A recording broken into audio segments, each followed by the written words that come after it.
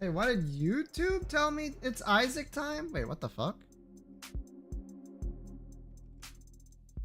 That can't be right.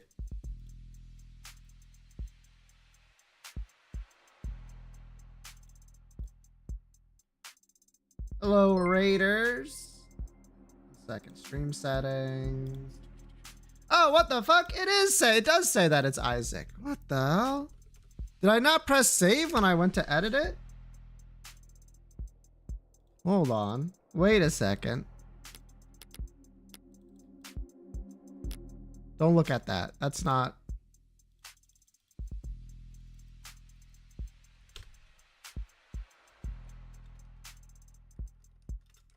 Okay, there we go.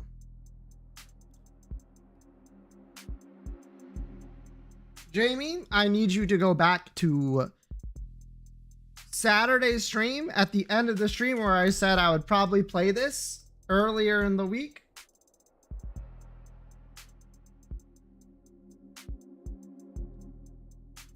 Is there also no category? Yo, did I fuck up like everything? Wait, hold the hell up. New window, Twitch. Edit info. No, yeah, I'm in the right thing. You forgot you're live? Well, I was setting up information. I haven't even started yet. Ugh.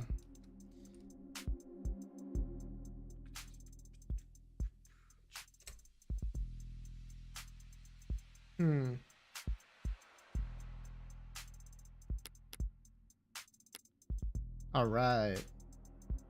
I felt like you were gonna forget. Yeah. Just shift it over. Yeah. Ad break ends in 13 seconds. I'm gonna be honest. I'm like feeling my forehead and I'm like, is that a fever coming on? I really hope not.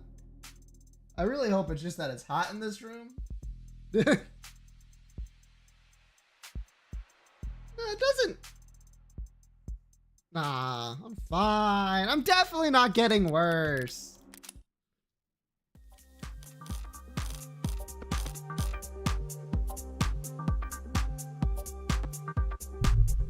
Music's a little loud in this game, huh?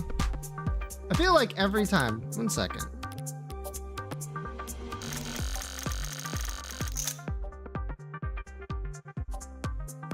Tacos can save you? So the thing is, I did have tacos today. The problem is I don't feel like I gotten any worse. But I also took like some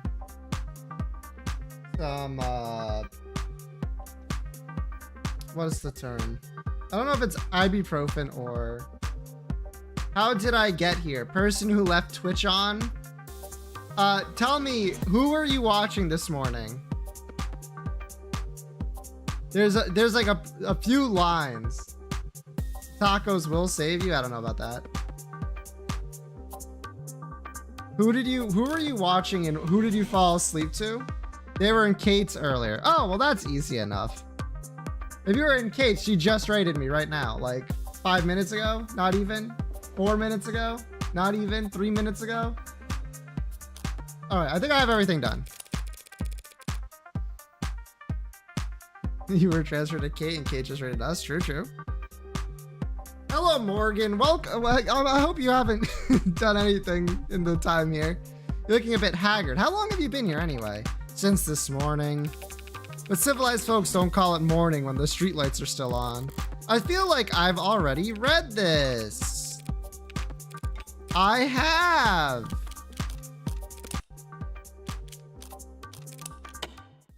Don't worry.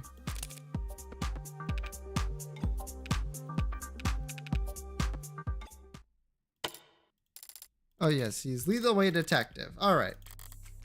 As we climbed up into the sky, we gotta go. No, wait a second. You can't fool me. This is where I am. Yeah, okay. I was like, why is it black though? As I approach the lobby's exit, the building's soundproof begins to fail. The crowd has gotten bigger, but there's something else happening out there.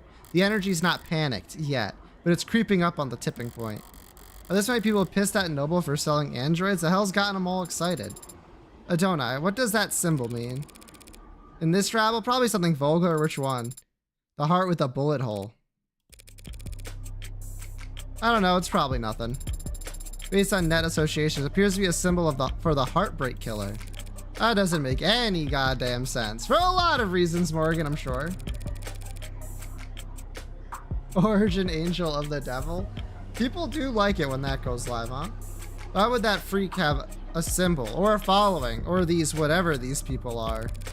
And why the hell would they be outside David Asher's apartment?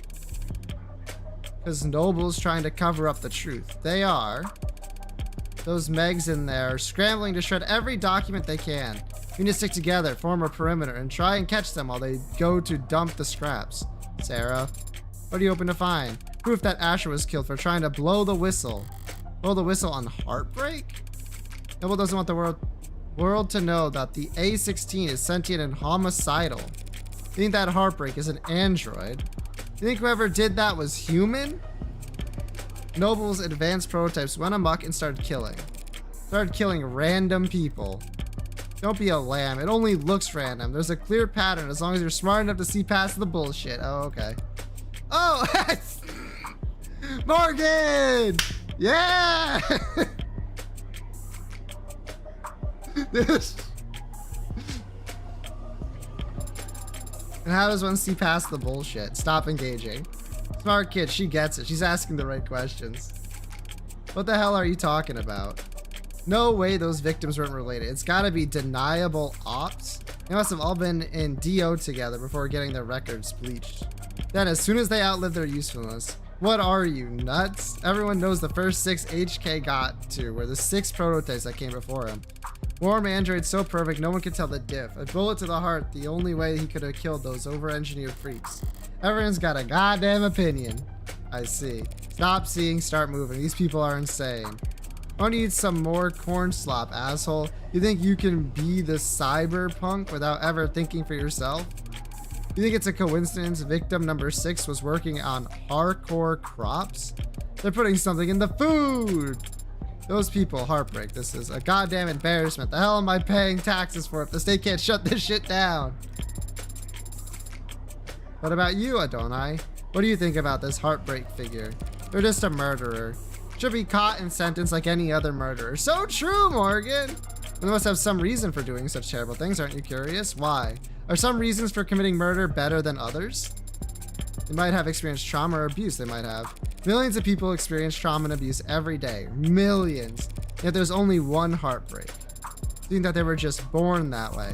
That's my guess. That's unsatisfying? Sad. I don't see why it would be. If heartbreak was born like that, then they never had a chance to be anything else. If heartbreak was born like that, then none of us normal people have to ever worry about turning out like them. That kind of predestination, it means they never have to take responsibility for what they are. The state can make them take responsibility. As soon as they catch them. Make it sound so trivial. They're a very dangerous serial killer. Just a serial killer. Just. If HK saw someone every day, it would take them 1,132 years and about 11 months in order to have killed 413,789 people. Someone said Sarah is Oberon. Not yet, no. Are we in Detroit? I don't think so. You did that in your head. I'm good at mental math. You counted the leap years. What is the significance of that number? That's within 18 months of the Blakeford industrial disaster. Times that number by 2 for the injuries. Tack on another 183% for the birth defects. 413,000 dead. And there wasn't anything evil about it. Just human error, some shoddy welding, and time. Think that heartbreak is nothing by comparison? Perhaps that is the problem then. If they're nothing, if they represent nothing, then they can just stand for whatever the crowd wants them to. Please make way. Officials are coming through. Please disperse. Keep walking, pigs. Yeah, fascists. Noble owns the cops. Only the cops they build in their factories. Very funny. Why are we tolerating this shit? You want me to wade into the crown with a nightstick, prove him wrong? You know what I mean. We're the only people in the city trying to do goddamn good, and that's just part of our job, detective. No offense, man, but we're wearing a police bag. But wearing a police bag earns you a little more hate than that. Do they give prosecutors badges? I have an ID for the parking garage. Does that count? That's over on I don't trust Sarah. That's fair. There's a lot of people in here you probably shouldn't trust. Depends. You ever hesitate to wear it in the open? This moral relativism of yours seems like a strange philosophy of someone in your profession, don't I? Breaking out the thesaurus on me? I'm only being realistic and humble. I'm just one woman, Sarah. Whatever I do, right or wrong, it's less than a % rounding error in the grand scheme of things. You tell that to your clients? No, but they come to appreciate when I win. I don't mean cops in particular. The same deals applies to everyone who works for the state. The terms are stark, but the ink dried a long time ago. We all agreed to them. I don't recall voting for it. Well, not voting is how these things came to pass, so true! We traded freedom for safety, individual rights for collective power. The state won, the citizens lost. The very least we can do is take their criticisms head on. Look, I don't have a problem with the responsibilities of authority, only with authority being challenged. They treat us like we're the bad guys. Well, sometimes we are. Sometimes the law is wrong. So, if any given individual is too small to ever affect change, the public's gonna hate us no matter what we do. And if corporations and governments will trample over people the same regardless of their character, and if we can't even be sure we're doing the right thing, what do you do, Adonai? What the hell do we do? I think it's pretty simple. It's not as complicated as you think. In times like these, in a world like this, the only logical way to live is, the only moral way to act is, do whatever it takes to win. If I'm insignificant in the grand scheme of things, I can do my worst and no one will notice. The power is inherently evil, holding back won't save your soul. Just fight with both barrels and trust the opposition to do the same. Winner takes all. Getting to 100, congratulations.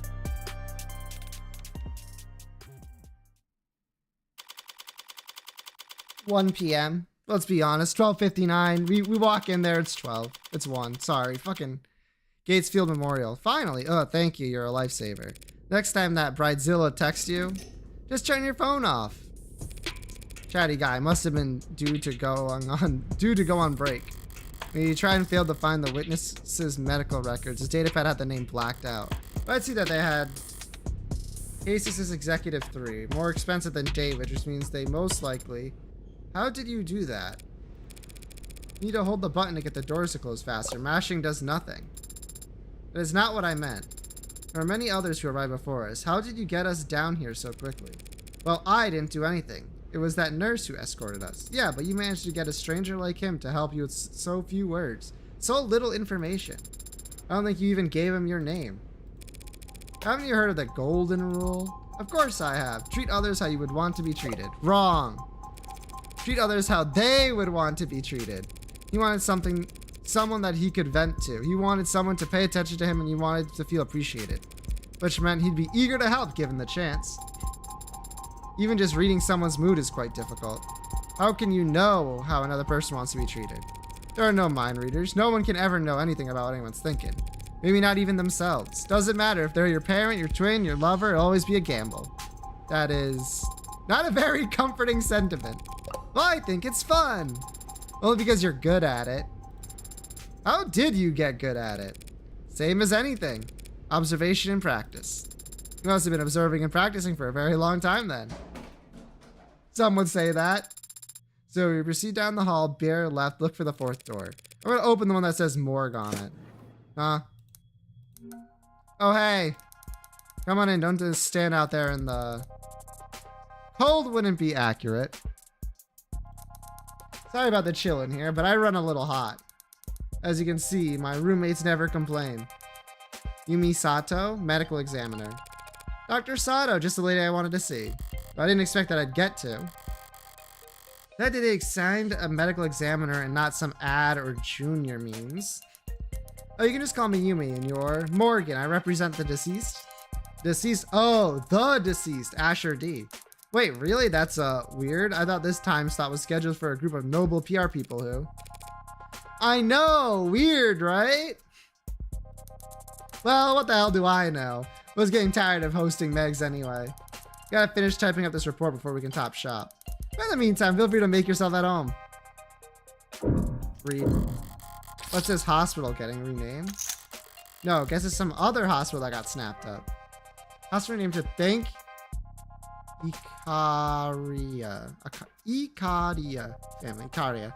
In a ribbon-cutting ceremony held uptown today, Plodder Memorial Hospital was formally renamed the Northeastern Icaria Medical Complex in recognition of the family's incredible generous donations over the last several years. The latest string of philanthropic efforts by the family to result in a name change after they paid for the renovations to the orchestra hall and the retrofitting of what used to be known as Scout Arena. But it wasn't so long ago that the Icariga were better known for drawing blood than donating it. Back before the 50s, they had a fearsome reputation for cutthroat business practice that had their business rivals going so far as to accuse them of involvement with organized crime.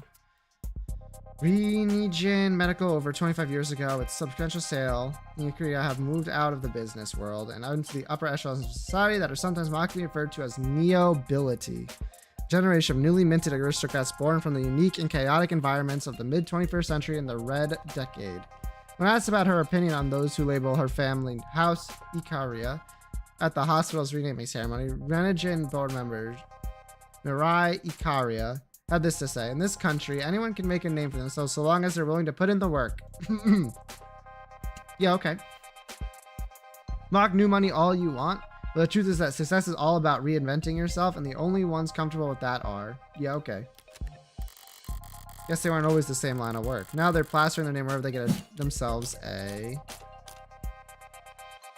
backlog me? What was the question? Get themselves... Now they're plastering their name wherever to get themselves a healthcare monopoly. No, a new image. All the neo-ability are eager to prop up their image whenever they can, but that must go double for the Icarias. Assuming the truth about their criminal past is anywhere close to rumor. A lot of screens, they gotta be diminishing returns on productivity. Why do you have so many monitors, man? You can't just ask someone that. Good question. Every quarter when they do inventory and budgeting, they ask me if I need anything, and I never do, so I submit a blank form. But I guess a while back, there was a +1 in a spreadsheet somewhere. No one ever corrected it, so... Boom, I got 4 new monitors every year. Do you run out of things to use them for? Sometimes. But this year, I've started running 2 dramas at once when I'm doing rote work, which helps. Watching 2 television shows at the same time helps you do rote work. Helps me use up the screens. I see.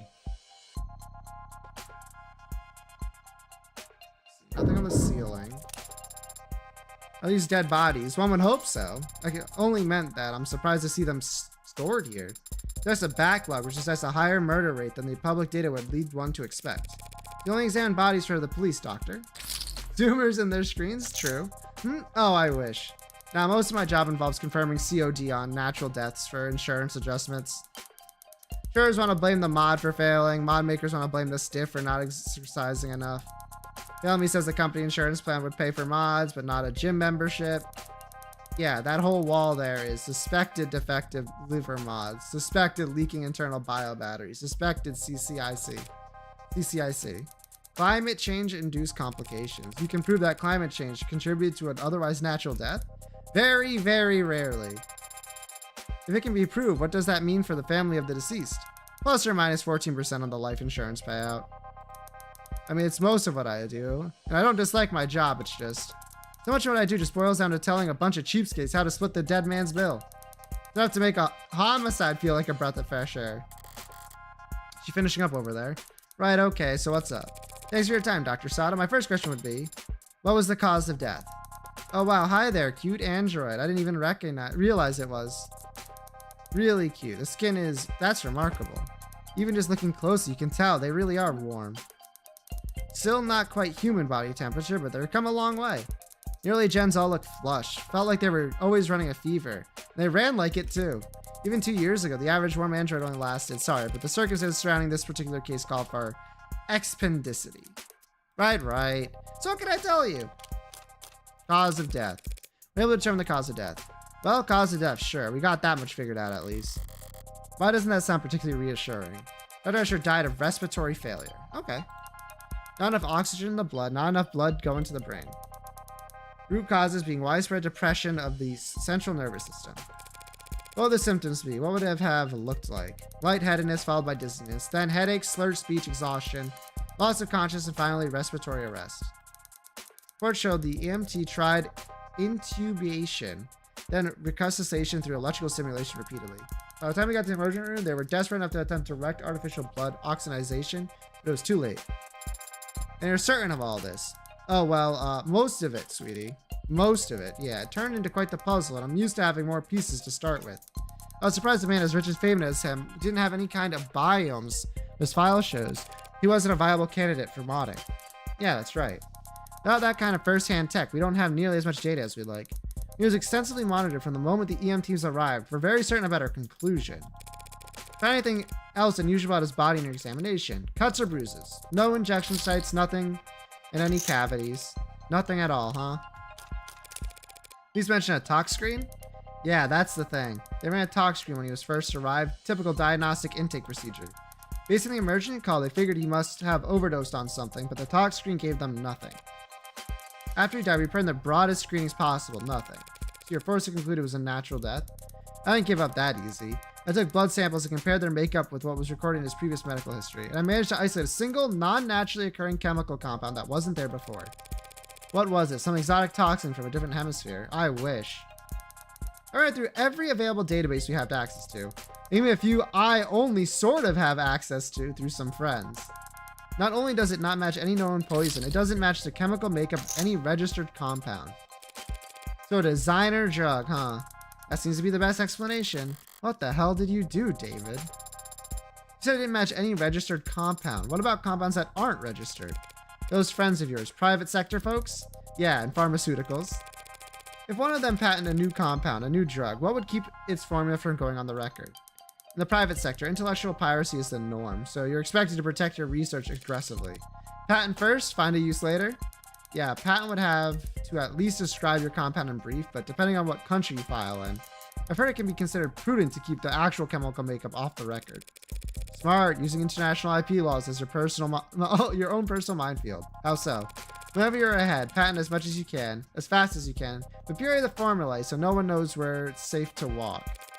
Anyone small and ambitious comes along, finds a new drug they're excited about. You flip up your card, let them know you came up with the idea years ago, and that you'll give them death by 1,000 court dates if they so much as blink. Won't work on anyone your size or bigger, but they could punch back with the rest of the field. Wow, you corporate lawyers are scary. I'm not a corporate lawyer. So you came up with that strategy just now? So it's possible this poison is actually a known substance, something that the hospital could have easily identified, if it wasn't considered a trade secret. Yes, unfortunately that is a possibility. Still, just because a drug is new, that doesn't mean it's original. Does the effect that this compound have remind you of any other drug? Maybe one that's prescription only or a controlled substance, one you might know by another name, but with a patented structure. Sorry, sweetheart, it's a general depressant. There are a lot of drugs that have that effect on the body, and they come in all shapes and sizes from all kinds of places. Facts are unremarkable. What about its strength? Guesstimate how much of this stuff he had in his body, all told. Not precisely, no, not without detailed knowledge on its half-life, but I'd guess that it must have been about 20 milligrams. 20 milligrams a lot? Not for a medicine. It depends. So it wasn't just an overdose of something relatively harmless then. No, not if 20 mil was enough to crash his entire nervous system. Thank you, Yumi. Of course, so you ready to view the body? We could skip it if you want. I know most people get squeamish around corpses. Yeah, that shouldn't be a problem. Okay then, let's get started. I think Morgan doesn't have a problem around dead corpses. Call it a hunch. Alright, I'll step out for a moment to give you some privacy. Yes, please. Thank you. Last time we talked was on a Sunday. You were complaining. I remember that. It's the principle of the matter. Right. You had ordered this cheap piece of shit sculpture or something by mistake. It became damaged. You wanted to send it back for a refund. I gently reminded you how, with your salary, it was literally not worth your time. Kindly offered to throw it out for you since you're having so much trouble letting go. Only offering because you want to see how loud it sounds scattered at the bottom of my trash can. I denied it even though you were right and it was obvious. I should have let you have that one. I thought that he would look different. But he looks exactly the same as I remember. His skin is pale and he's very still. But his face is the same, his hair, his hands. You're expecting something more drastic. Last time I saw him, he was alive. He smiled and he told me he would see me soon. Now he is dead. Something is gone, and I can't find the difference. I'm trying to look harder, but I think I might just not be capable of it. I wonder why. Why I was created to not be capable? Could be an issue of skill. Morgan! Or maybe it's not something that can be seen no matter how hard you look. But it's still there, I guarantee it. I've seen the transition enough times to be sure that between life and death, distinction has significance. To the dead at the very least. You're going to smoke? Here. Now. I'll pay the fine. That's not the issue. Were you expecting me to fall to pieces? Real boys grieve in all kinds of ways, Pinocchio. And some don't grieve at all, it seems. I'm a cold woman, sorry to disappoint. The hell? Why the hell won't this thing light? Don't I? You have your cigarette backwards.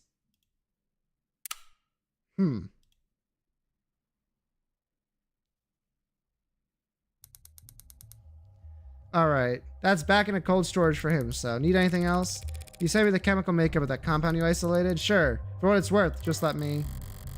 It's got carbon, nitrogen, oxygen, hydrogen with hexagonal structures. Huh.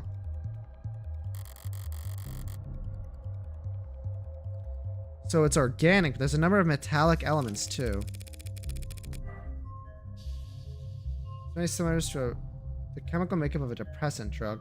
No additional traces found anywhere at the crime scene or in Daver's penthouse. And if you had to speculate on its intended use based on what we know of its structure, well, it certainly acted like a depressant, binding to respiratory pathways and affecting the balance of neurotransmitters reuptake. Depressants are pretty rare in the designer drug scene. True, people are always looking for a higher high or a crazier trip, but a more powerful depressant will just make you fall asleep. Just like JoJo. Not much need to hit up the gray market for that kind of experience. No, there's not. I see. Thanks again. You've been extremely helpful during a very difficult time. Hey, anything you need, give me a ring. That's very Rockford's orders got me on call, so I'm already getting overtime for the whole weekend. Glad to hear it. Goodbye, Yumi. Goodbye to you, Greenie. My name is Sarah. Nice to meet you, Sarah. I have suspicion on the poison. Do you think the poison did it? Up on ramps and down off ramps, above skywalks and under tram lines. The buildings got progressively more polished as we head into... No, I mean on what it is. That's fair. Right now, they don't really have much in terms of what it is. Into the most economically developed part of the city. Corporate territory. National headquarters for the likes of Howe Industries, Locke, Quan, Tethys, Neath. Each of them sheltering their own micro-city of employees' accommodations beneath their skyscraper shadows. Whalefall, the entirety of the ocean floor coming together to feast and grow and live. Live off the fetid, rotting fat of the leviathans that swallow generations of people with a mouthful. Weight is commonly listed, and my weight is... Do I really have to disclose that? Noble lays claim to one of the largest shadows in the city, a towering nerve center for the whole nation's android industry. It's meant to be intimidating, I'm sure, but today I'm glad that Noble kept such a sizable physical presence here. I need answers about David and his work on Sarah. Answers I've never get. Browsing the company. Never get browsing. Oh. Whoops, missed a word. And moved another one over? What the fuck? Browsing the company website. Or speaking to a representative. Synopsis. Relationships. There are typical trivia sections as well. Should I start there? Noble will have their guard up, of course, but even that will tell me something. Where they let me walk, who they let me talk to. History. Their efforts at performative transparency and clumsy obfuscation will. How did you know my father? What? I'm sorry, did I interrupt your brooding? No. Yes. No. Yes. What did you ask? My father, I know you were his friend, but what was your relationship like? Can't you just scroll through our socials? Father avoided social media, and your online presence is not significant. You said I don't have enough followers? Essentially. We went to the same college. You studied programming? No, I studied all kinds of different things as an undergrad, but not technology. Is that a good way to prepare for law school? I wasn't preparing for law school, or anything else really. David, though, he had talent, and he knew he wanted to do something with it. He studied programming, robotics, discrete math, cybernetics. What classes did you share then? Business ethics. I was the second best student in the class, and he was the first. He was the one who asked the most questions. Not sure about his actual ranking. He found the course challenging, and I clearly didn't, despite being younger. Guess he felt burned. He'd come up to me after class to argue, and sometimes to ask for help. Father always talked about socializing like it was a chore. It was kind of you to give him a chance. What, like some kind of social butterfly, the belle of the ball? You weren't? One Sunday night, he knocked on my door, all panicked, saying he was in bad shape for this tech course. There was a midterm or something the next day. I couldn't make heads or tails of the material, but I did my best to at least quiz him. He wasn't satisfied, though. Wanted to cram the rest of the night. Father had to cram for an undergraduate midterm. I saw he's something scandalous. He's been called the founder of modern programming. Yeah, well, even founder types can have poor time management when they're 21. He was already fried by that point. Wasn't hard to tell what he was really asking for. So I went and stole a study aid for him. You stole a controlled substance just to help him with studying. Psh, no, that'd be insane. No, I just pocketed some breath mints from the common room. Told him to pinch his nose and swallow fast because the taste was so strong. You gave him a placebo. Yeah! Drake knew the contents as good as he ever would. What he needed was to sleep. He could barely keep his eyes open by the time I got back from my daring heist. It didn't take much convincing for him to rest his eyes until it kicked in. And the test? B+, I think. I'm surprised that father stayed close to you after that. You stole and lied to him. I stole and lied for him. And David understood that. He was good at understanding things without me having to spell them out. But I guess that's not the kind of thing that gets passed down through programming. Anyway, we kept in touch after that. First year of grad school, he published his paper, The Turning Solution, a framework for programming adaptive linguistic heuristics. One of his advisors came up with that title. David thought it was way too cocky, but it still hasn't failed any known Turing test in the years since. Don't act like you're the one who deserves credit for it. He called me one weekend asking for advice on how to handle all the attention. Job offers, interviews, apprenticeships, invitations to immigrate. What did you tell him? I don't remember telling him anything, actually. A lot of our conversation went like that. He would talk to me about whatever personal or professional problem was stuck in his head that day, and I would nod while he wore himself out. At the end of the conversation, he'd thank me, even though I hadn't offered a single word of advice. He took Noble's offer, and they took over his education, paid for him to work on his master's during the day and attend corporate training at night. And whatever else Noble may be, they were smart enough to start listening to him early. You're referring to his 1-point doctrine. Quality over quantity. Simple and elegant, just like his code. Simple and elegant, but antithetical to a global corporation with supply chains designed for maximizing capacity and just-in-time manufacturing. But obviously, they got over their distaste fast enough. In the span of a few years, Noble's gone from making manual labor ads for meager profit to being the world leader in intelligence as a service. Even as he was making money hand over fist, he still kept contacting with a nobody like me. I moved to a city for my apprenticeship. He helps me put down a down payment on my apartment, then made up excuses as to why he couldn't help me move boxes. Is that enough detail for you? Thoroughly convinced that he and I were in fact friends? I am. But Adonai, the favor that you owed him, what was it for? That's private, understand? I have zero interest in talking about it with you. Say you understand. I understand, Adonai. We'll be arriving shortly. Shall I send word ahead? Just tell them that David's lawyer is here. 2:49 p.m., July 1st. Noble Electronics Northeastern HQ. Sub lobby. A8. I've been here before. Sat right here in the lobby, waiting for David to come and treat me to lunch. At least I think it was this lobby. Could have been some other floor. Could have been an entirely different building. All these corporate towers of Babel feel like interchangeable fractals to me, folding in on themselves in patterns of narcissistic paranoia. So monumental in the scale of their hubris, they needed to use non-Euclidean geometry when drawing up the blueprints. The greatest minds of each generation coming together, just to find the most expensive way to shove their heads up their asses. True! Adonai, is something bothering you? Just doing the math on how long we'll be kept waiting here. Apparently, someone will be here shortly. So maybe if I pass the time by glaring around the place, I'll improve my mood. The thing, this is only one room. This complex is so massive that it doesn't even feel man-made. Feels like it was carved out of the rock by waves, like it's always been here. That's the con. If this place was actually natural, there'd be birds everywhere. I'd consider that. Why aren't there birds in here? Well, because of what they do to the ones that get in. I'm kidding, though I don't have a better explanation. What's the time, by the way? Almost time for not really. No, yeah. For the dulls. They changed the logo again. Noble Electronics. How it feels stepping in here? Is this some kind of religious experience for you? It's just the corporation where my father worked. Careful now, they'll burn you for heresy against the company. You said it again, the company, as if it's a proper noun. You're not mimicking the employees, aren't you? You're mimicking the employees, aren't you? So it can't obey simple orders, but can pick up on that. It's just part of corporate culture. Noble is one of the biggest corporations there is. One of the biggest that there's ever been. We mere humans can't hope to escape the gravity of anything that size, no matter where you live or how far off the grid you think you are. So imagine what it's like working for them. You live in company dorms, work in company quarters. Wherever you go, the logo's above your head. You eat, sleep, and breathe on Noble's timetable and its discretion. When you spend your whole life inside of it, Noble must feel big enough to be the only company there is. Watch.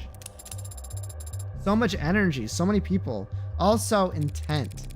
You kidding? It's Saturday. The place is half empty. Doesn't everyone work on Saturdays? All the parents do, so they don't need to find childcare on Sundays. Everyone else flips a coin, I guess? All these people. For 12 hours a day, 6 days a week? What could they all possibly be doing? Making work for themselves. You can be very cynical, can't you? Or, counterpoint, Sarah, Morgan can be fucking right? Yeah, I'm terrible. That guy over there's just been jiggling his cursor for the last 20 seconds. Whoever comes to greet us better have a pulse and some goddamn authority. My mood's starting to sour, and if they just send me the first link in their infinite chain of corporate bureaucracy, I'll make them wish. Morgan. That's me! Hey there, Android Manufacturing Control, Quality Control Eastern Division. Evan Dawes. Oh, the Cursal Jiggle Tech is still alive and well, yup. Evan Dawes, he says like it's an afterthought. What's a name compared to your place in the hierarchy? You seem familiar, have you? I'm David's lawyer. Oh, then we must, apologies. Let me first just say how sorry I am about his passing. You and everyone else at the company must be going through a lot right now. As if it's a proper noun. Thank you for taking the time to meet with me. You're welcome, but it's no big deal. Everyone's on the razor today, but what else is new? And compared to PR legal right now, our lore codes and QA are... Never mind, how can I assist you? Shortly before his passing, Dr. Asher began the process of registering this android. Yes, that is correct. Fortunately, he wasn't able to finish the job. Look at that. Definitely custom. Gee, you think? Good thing I sought out an expert. Warm, it goes without saying. Reminds me of the A16 Premier, if anything. Barcode is clearly printed, no visible defects, but you're right. It doesn't correspond to anything we've got on file. Well, they sent you the right man for the job. Now we just need to go to the right place. Not far, I hope? It's in the building. In the building? That can mean anything from down the hall to half a day's hike. The production line on B9 should have everything we need.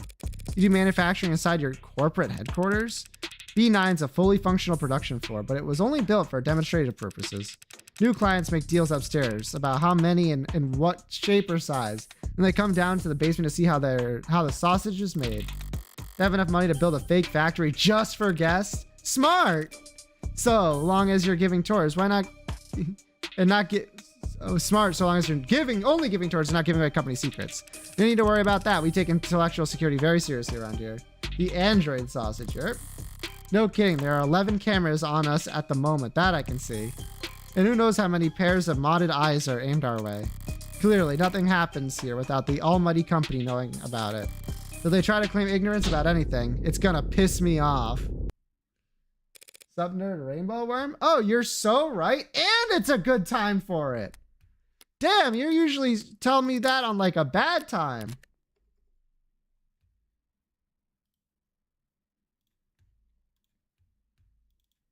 We're literally moving locations. What's a better time to cut away to something else?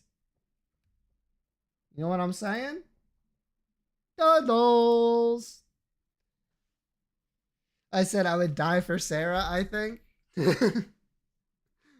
Careful what you say. Me when Morgan hears that. Oh, yeah? All right. 2 passive, not in the item room, blue or white. You go with like Jupiter.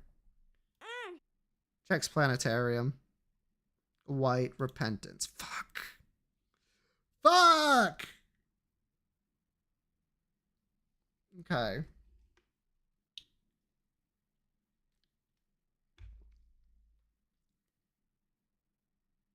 Thinking. Circle of Protection? Fuck! That's Afterbird!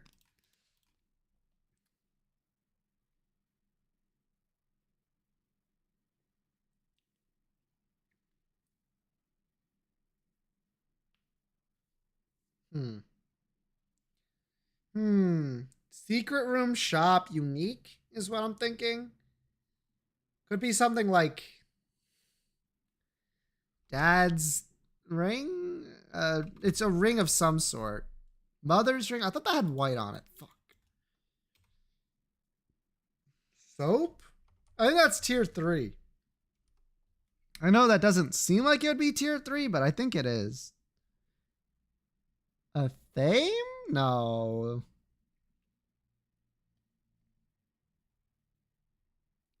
Is so tier 2 coded?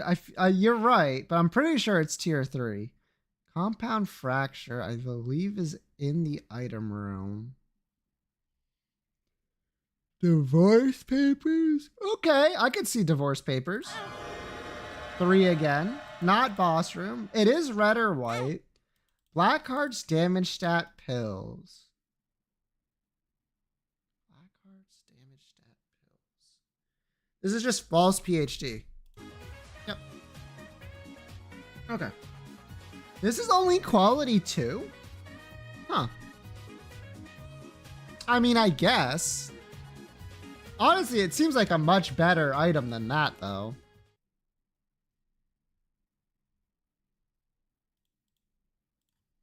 Anyway. Rainbow worm? Yep. Okay. More than and no. Less than and no? Modeling clay? No again? What fucking color is this? Gray? Just gray?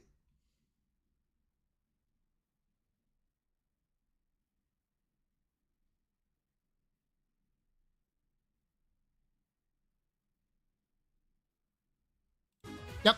Nice. Soap is quality 2? Really? That doesn't make a lot of sense to me. Anyway, I got it. Watch battery. Who needs anything? Simply be good at understanding how colors work. All right.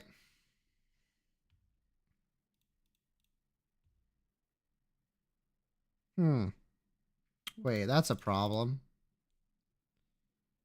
Crying? Yes. Okay.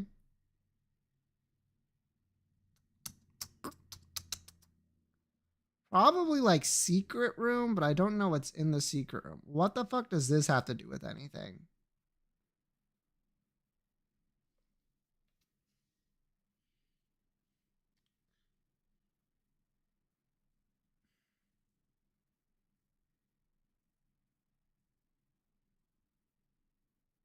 Just a 0.5 tiers? That's a lot.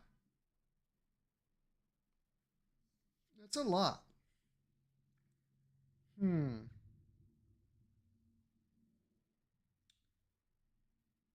We'll take a weird guess here. These all increase. I'm so good. I was going to say they all increase devil or angel deal chances. Sausage is truly an all stats up in the truest sense.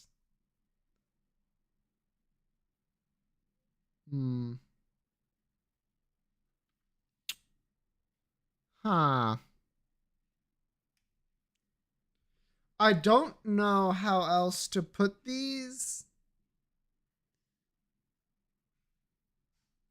I don't know how Keybagger could possibly. Guys you control with your cursor? That's these. What's the fourth one? I should have just went with the one I didn't know. Unlocked by Lazarus. Really? Key bumps unlocked by Lazarus? All right, whatever. Sure, buddy. A wild shiny appeared. I haven't typed anything in. Oh, is that like the Pokemon I have to guess? Ditto? Okay. Oh, I can guess any Pokemon and it'll be shiny? Oh shit, well it has a really good shiny.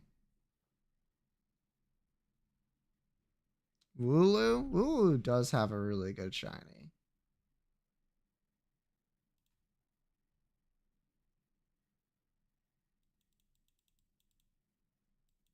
Oh, interesting. Black sheep. Yep. Ditto, you nerd. Ditto shiny is fine. Going to blue is a big positive for sure. I wouldn't call it like the best. These are all shiny? What the fuck? Okay. In that case, Starly? Okay. The problem is the only Pokemon I get into the Pokedex is the one that it is. So it's not a huge deal.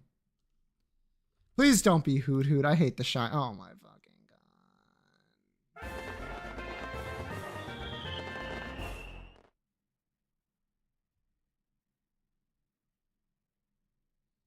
That's my first shiny. Damn. It's not bad, but I don't like it. It's just like yellow. That's Xatu. We're at a lot of Gen 2 today. Aware of the restaurant? As it grew taller and taller, it outgrew its reliance on psychic powers, while within it awakened the power of a sleeping dragon? What?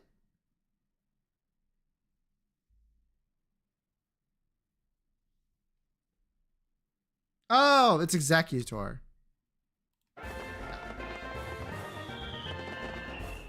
First of all, grass dragon, not psychic dragon. That's what was fucking with me.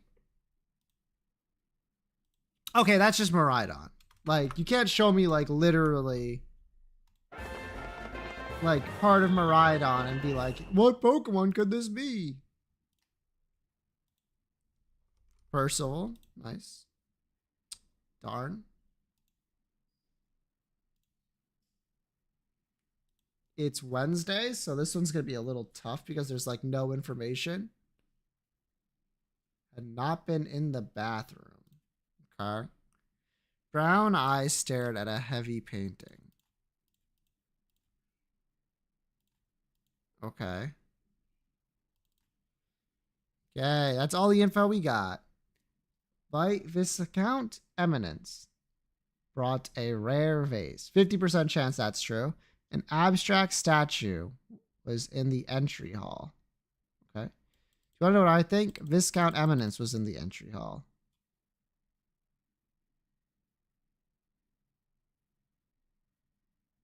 Possible.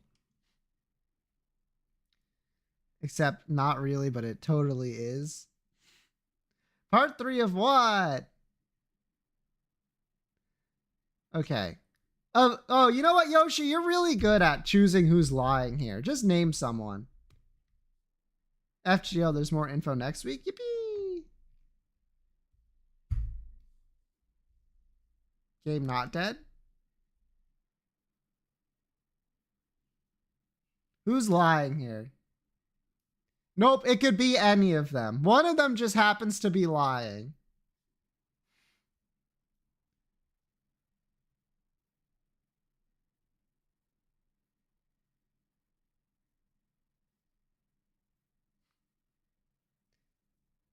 Just take a guess. I have to test them all anyway, but how cool would it feel if you just guessed randomly and it was right?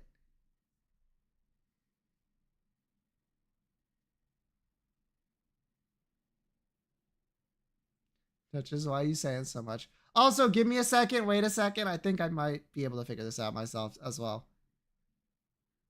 Not in the entrance hall. Fuck, no, they could all be right still. All right, so you're putting. You think Duchess Vermilion is lying? Yes. Okay. So she says that Viscount was in the entrance hall, which means not in the entrance hall. The Abbot statue was not in the entryway. Okay. And Vice Discount brought a rare vase.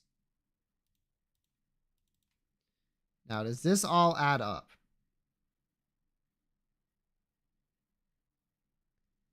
Yes. This can't be here, but we already knew that. You can't be here. The abstract statue. Wait. There we go. Oop. Almost fucked that up. You brought the vase. You can't be here, so you have to be here, which means you have to be here and you have to be here. As far as I'm aware, that's logical.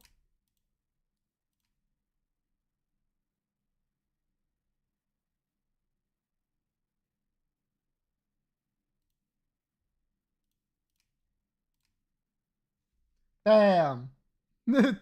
Simply guess it right. I should be the protagonist of the devil. I'm real good at this. Do not make me a detective. I don't know. You got it in one. Hey, look, characters back. Any guesses for today? Let me go turn the light on. It's getting dark so late. It's like an hour into my stream now. Oh, there's another door open.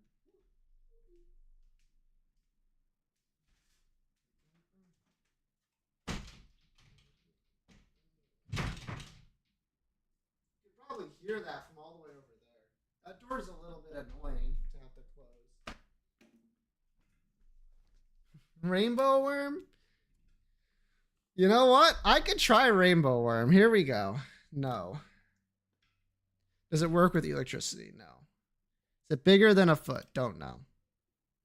Found in the kitchen? No. Can we buy it? No. Does it really exist? No.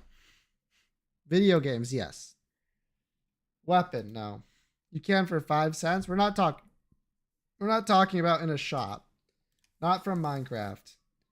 Does it have a relation with me? No. No. Product by Nintendo? No. Is it a magical object? No. Does it have eyes? Does it?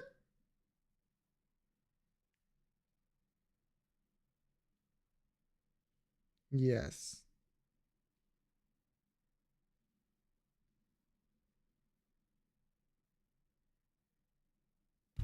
It's taking a while to load, but yes, it does have eyes. Does it have hands? No. Does it move? Nope. Is it something you wear? I don't know how Isaac equips trinkets. Is it worn on the head? No. Does it look like an animal? Looks like a worm. Is it a toy? Don't know. Does it have 4 legs? No. Does it have ears? No. Can you hold it with a single hand? Probably. Is it soft? Don't know. Does it have a relationship with an animal? Yep. Is it a sea animal? No. Does it possess a beak? No. Is it green? Probably. I'm just if it has the color in it, I'm just gonna say probably. Is it an object? It is an object. Otherwise, I wouldn't have clicked on the object. Was it created by a human being? Yes. Is it made of paper? No. Huh. Is it usually green? Probably. Your audio was looping? Ah, it happens. You play on a mobile phone? No. Is it made of plush? Don't know. Could be. Could not be a real worm. By buying it? No. Does it have 2 legs? No. Is it linked to Gorilla Tag? No. Was definitely way too dank? Yeah. Is it located on the face? No. Does not have a relationship with food. It is an animal. Does it have a tail? Yes. Is it a bird? No. Relationship with cats? No. Is it round? Huh. No. It almost makes a circle, but that doesn't make it round. Does it have teeth? Don't know. Does it live underwater? No. I don't know if it's alive or not. Akinator. Does it have skin? Presumably. Is rainbow or not roundworm? Does it have clothes? No. No. Can it fly? No. It's a worm. A rainbow worm. Does it eat? Don't know. Is it from a manga? No. Not part of the Call of Duty universe. Can it be touched? Probably. Is it hairy? No.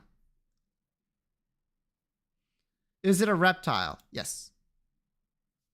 Does it have fangs? Don't know. No religion.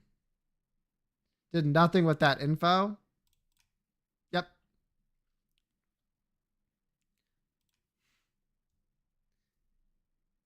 Is it dangerous? No. Is it a game? No. It's from a game. Worms are not reptiles? Oh, fuck, you're right. Why did I think it was a snake?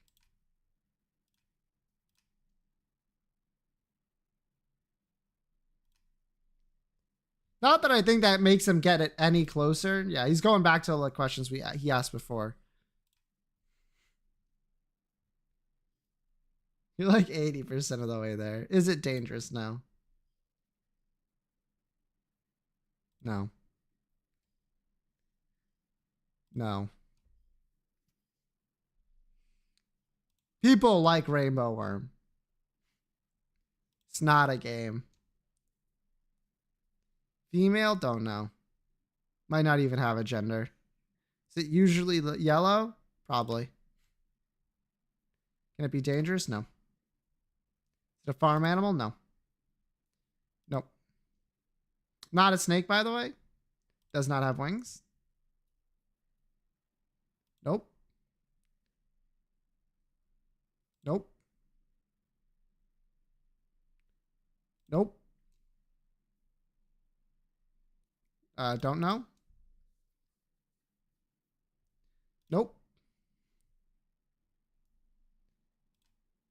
Furniture, Japan. It's not electronic. Cannot be found in houses.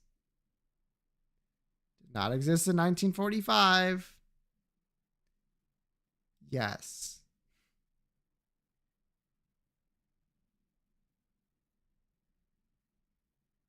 What? No, not even fucking close, dude. Get out of here. Bro's so washed.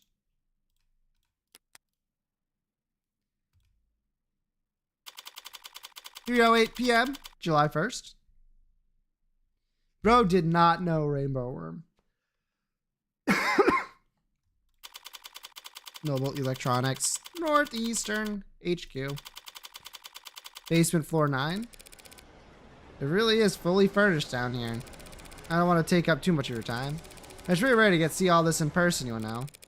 Would you mind terribly if I looked around for a moment? No problem. I got some prelim work I need to handle anyway, so have at it. Better take full advantage. I need more than cursory knowledge if I want to figure out where Sarah came from and why David wanted me to take custody. I'm gonna look around. You stay put in the meantime.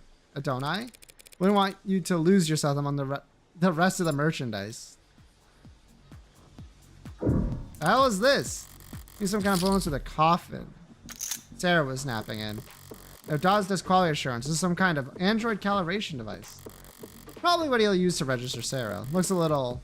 Is Sarah tall enough for it to recognize her? Feels like I've seen this before. That's right. There was one in David's lab. That's a nano-grade elementary manufacturer. Nanofactorer for short. Real high-quality piece of machinery. Each of them built in-house by Randrock Mechanics. What does it do? Nano-level flash fab. Method manufacturing artificial microscopic components that utilizes parallel nesting to assemble billions of simple structures in minutes or even seconds. Nanoprinters have been around for the better part of the century, but the time and resources required for their construction through traditional means was historically prohibitively expensive. Okay, so that's a way to do that quickly. Basically, a 3D printer for nanomachines. You build nanomachines in your factories for use in your androids. Raw materials are cheap, literally elementary, so no sense in getting them shipped in. It's mostly the medical models that make use of them. Inject a couple thousand nanites into a patient's bloodstream, run diagnostics, and provide a solution. A 3D printer for nanomachines. So what kind of ink does it use? Silicon, hydrogen, oxygen, carbon building blocks.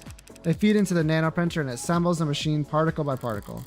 Like a ribosome building structurally complex proteins out of chemically simple amino acids. Must be time consuming. You would think. But Randoc cracked the code on parallel microfactoring. The inside's crystalline, sprawling like an ant's nest. Raw material enter at one of the thousands of different entry points, combining and recombining at intersections. Finished product ends up at the center and drips out in a liquid solution. Distilled nectar swimming with millions of nanites in just 2 minutes. Nectar, it's sticky? It can be, depending on the desired output, but the door vacuum seals while it's cooking, so don't worry. Completely spill-proof. What a relief. Not exactly a box of paper clips David could just have bought from the office one day. He must have bought his own for some reason.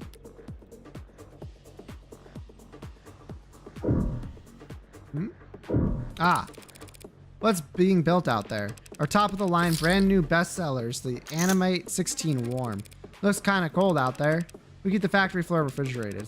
Slows the organic, already tuned metabolic activity to a minimum. That explains that our room doesn't smell like rotting flesh. Flesh out there is only somewhat rotting, slowly. I just meant I'm surprised to see metal.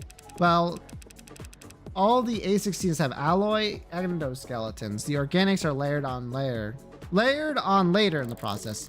Sounds like what Sarah told me about herself. Maybe she really wasn't the A16 prototype. It's hard to imagine bridging the gap between her and these scattered doll parts. I get that you can grow just about anything from lax Gemini. But how did you get the synthetic and organic to work together? Yeah, that was our first concern when R&D began work on the worm concept. The 1.0s were real skin with synthetic muscle. It was a horror show. Metal pulling on skin was just right. Or 2.0, they worked backwards. Organic muscles, organic skin. Digital signatures on organic hardwood was a dead end. Did the muscles flex when you passed an electrical current through them? They'd flex and unflex, sure, but that's not nearly precise enough for facial expressions. Looked like puppets strung up on live wires. We used the test footage to haze interns, actually. Must have figured something out. The A16 wouldn't look out of place on the runway. Thank you, we try. We ended up reaching out to mod companies. Well, we actually just bought out half a dozen of them, but right. They figured out how to get the human nervous system moving mechanical limbs decades ago. We just needed to get a mechanical nervous system to move. Living limbs. Very clumsy attempt to avoid using the word human. High precision mods are slotted straight into the nervous system that receive their input from neurotransmitters, not bioelectricity. You had to do the opposite. Exactly, we created a synthetic neurotransmitter that our androids could use to communicate with organic flesh. Where did the breakthrough come from, Dr. Asher? Partially. He led the team that built the motor neurons in this analogy. They carry commands from the central nervous OS to individual muscles across the chassis. But the the synthetic analog serotonin. That was actually an old brainchild from the VP of Android Futures, Helen Jung. Hasn't David mentioned a Dr. Jung before? Sounds impressive. She's one hell of a biochemist. Or she was, I guess. Not much time for individual lab work when you get to her kind of pay grade. The Jung collaborated with David on the technology that enabled the warm androids. As I thought, whatever went into Sarah that could make the androids so distinct, he couldn't have taken sole credit for. Jung, did he partner with her on this? An inhaler left on the desk. Probably a half dozen empty ones in one of the drawers. DAWs, the inhalers. They're distributed by the company, correct? Oh yeah. HR handles it. They personalize their dosage and prescription and update it based on performance and job fulfillment reviews. Other corporations do it the same way? Yeah, pretty much. Everyone's trying to keep pace with each other, so can't have your employees losing focus on the job. Could cost you who knows how much in lost efficiency. Sorry if this is insensitive, but given what happened to David, are overdoses common in the company? Yeah. Yeah, he says. Overdoses, that is. Not hospitalizations or deaths. It's all pretty organized these days. These days? Man, back when I started in consulting, pretty much everyone had an embarrassing story from their first 2 years when they popped a few too many greens and missed the on-ramp. Popped greens. Yeah, it used to be pills. Green to get you going, yellow to keep you there, swallow red after brushing your teeth, and get into your bunk fast. But yeah, the inhalers are a huge improvement. Like going from torches to the light bulb. They sync straight to your personal biomes and adjust dosage in real time. Overdoses are way down. That's great to hear. The trainees under me don't realize how good they've got it. Kids probably don't even have to learn how to purge. Yeah, I know, right? Ooh. What do we got on this display data pad? Some kind of write-up. On the subject of Sullivan's Peak, much of our world today, in fact, much of the world's economy is heavily influenced by the uncanny valley. The thought experiment provides a simple and easily applied explanation for the gaps we see in the otherwise wide spectrum of automated dependence that assists us in nearly every industry on the planet. There's a very simple, primal truth to it. We like things that resemble the living. The cartoons and puppets and toys. And we like things that are damn near indistinguishable from the living. Like whether named Noble's latest products are being sold under. But there are deep trenches between those two ends where products are universally appalling to the human sensibility. No doubt remain a useful tool for teaching, marketing, and design for generations to come, but we already are seeing ways in which it fails. It is becoming increasingly clear to us that the space between merely indistinguishable and truly indistinguishable is much wider than we ever suspected. It may not be the only part on the map that we must fear. Suppose we bridge these gaps in knowledge by looking to the speculative fictions of Robert J. Sullivan, who in his most well-known work, Equal Under One Sky, described a concept with which thereafter has been called Sullivan's Peak. Through the lens of his characters and their very divided world, Sullivan demonstrated that the uncanny valley does in fact have its own peak on the other side. A point past which making an artificial existence any more human in its features serves only to make the user experience more uncomfortable, more difficult, and more fraught with moral pitfalls. Once you reach Sullivan's Peak, traveling any further only has diminishing returns. The implications of the idea are far-reaching. We will soon reach a point at which the designs of ads can only make their creations less lifelike or less likable, a hard starting point. What then, we must ask? New material around here. Are they passing around as a gag, or were they actually afraid of Sullivan's Peak around here? Noble must be. Wary of it, I would assume. Peak does assist. There we go. Noble's entire product, maybe their entire industry could go bottoms up if people start to think it's cruel. Sarah's any indication of where their androids are headed. I can see some people getting uncomfortable. Let's go! There's something out there that caught my eye when we came in. Very familiar shade of crimson. I scooped through the glass on the floor, and there are temperature-controlled fluid tanks. The glass and panels are catching scarlet that transmissions into. So you had the blood towards the end. You mean the oxidant? Yeah. Relatively late in the process. Something out of place? Androids have blood, even if it's not officially labeled as such. But it isn't red, it's pink. Sometimes milky, sometimes neon, occasionally garnished, but pink. I just don't think the oxidant would be red. Oh, right. Sorry, I barely noticed it at this point.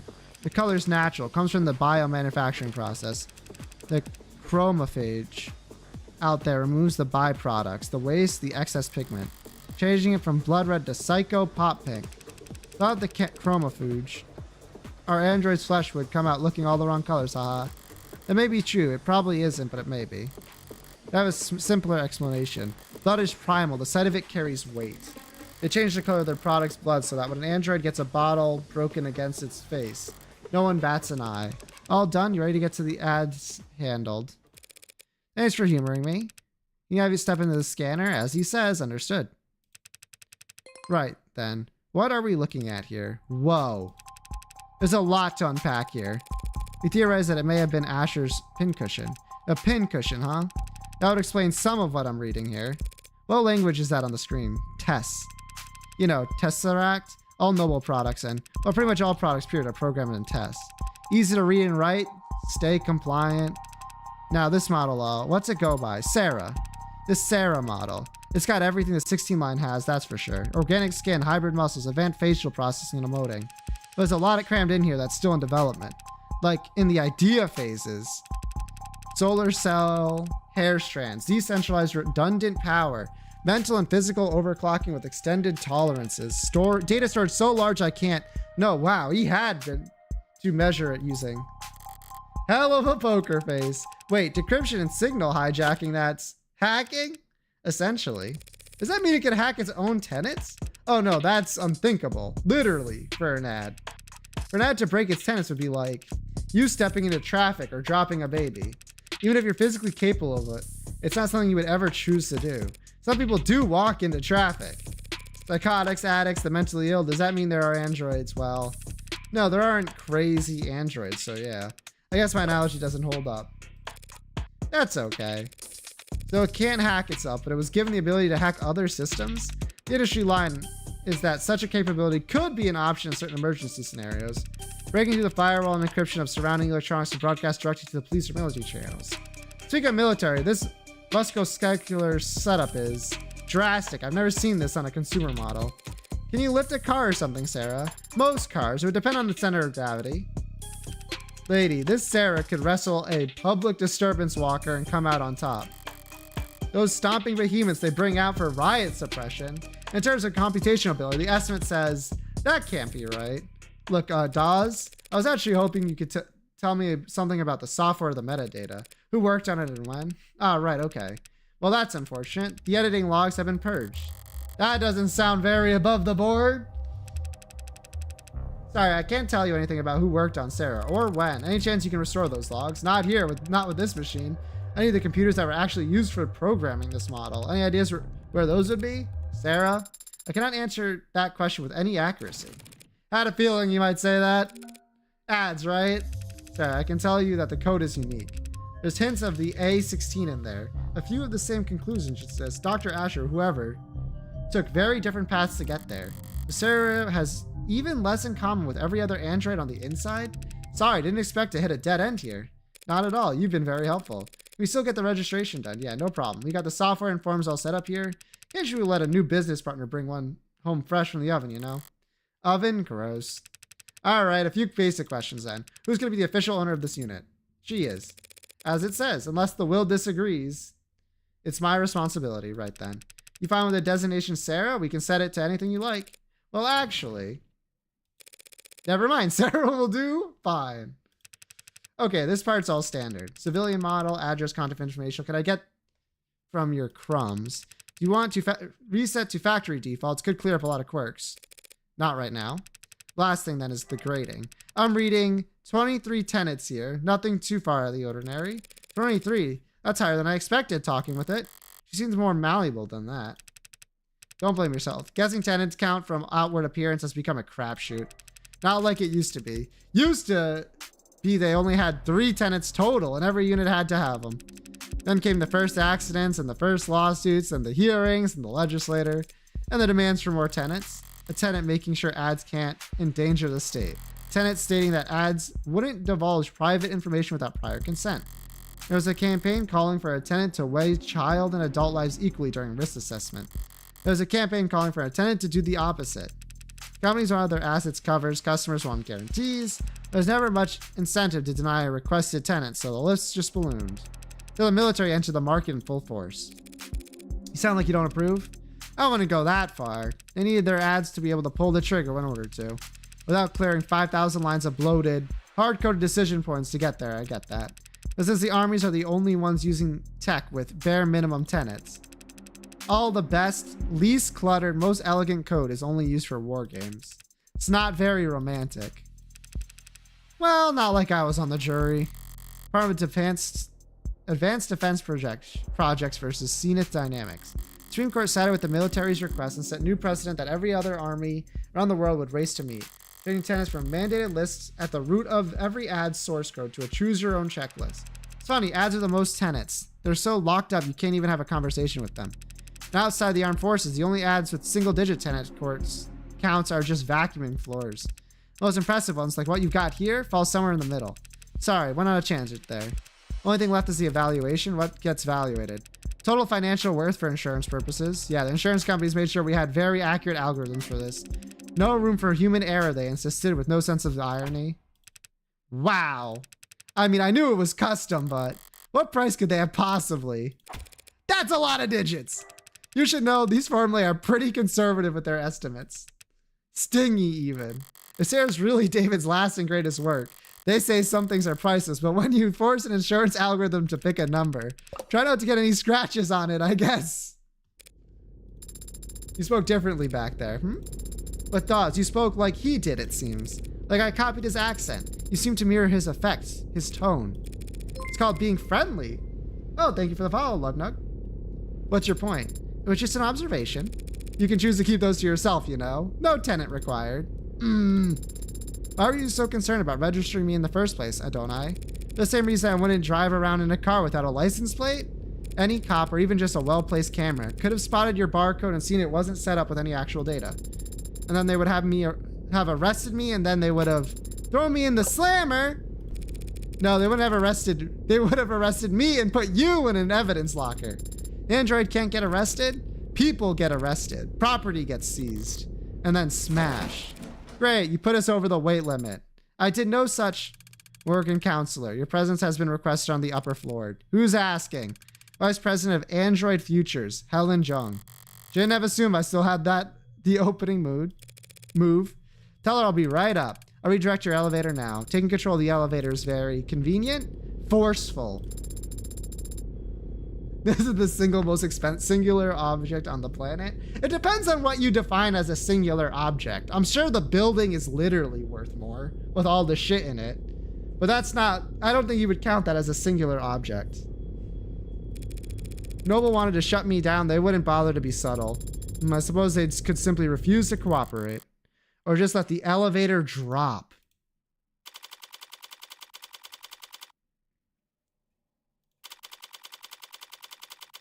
Heavy Electronics Northeastern HQ. Executive Office. Jung. Hello, Jung.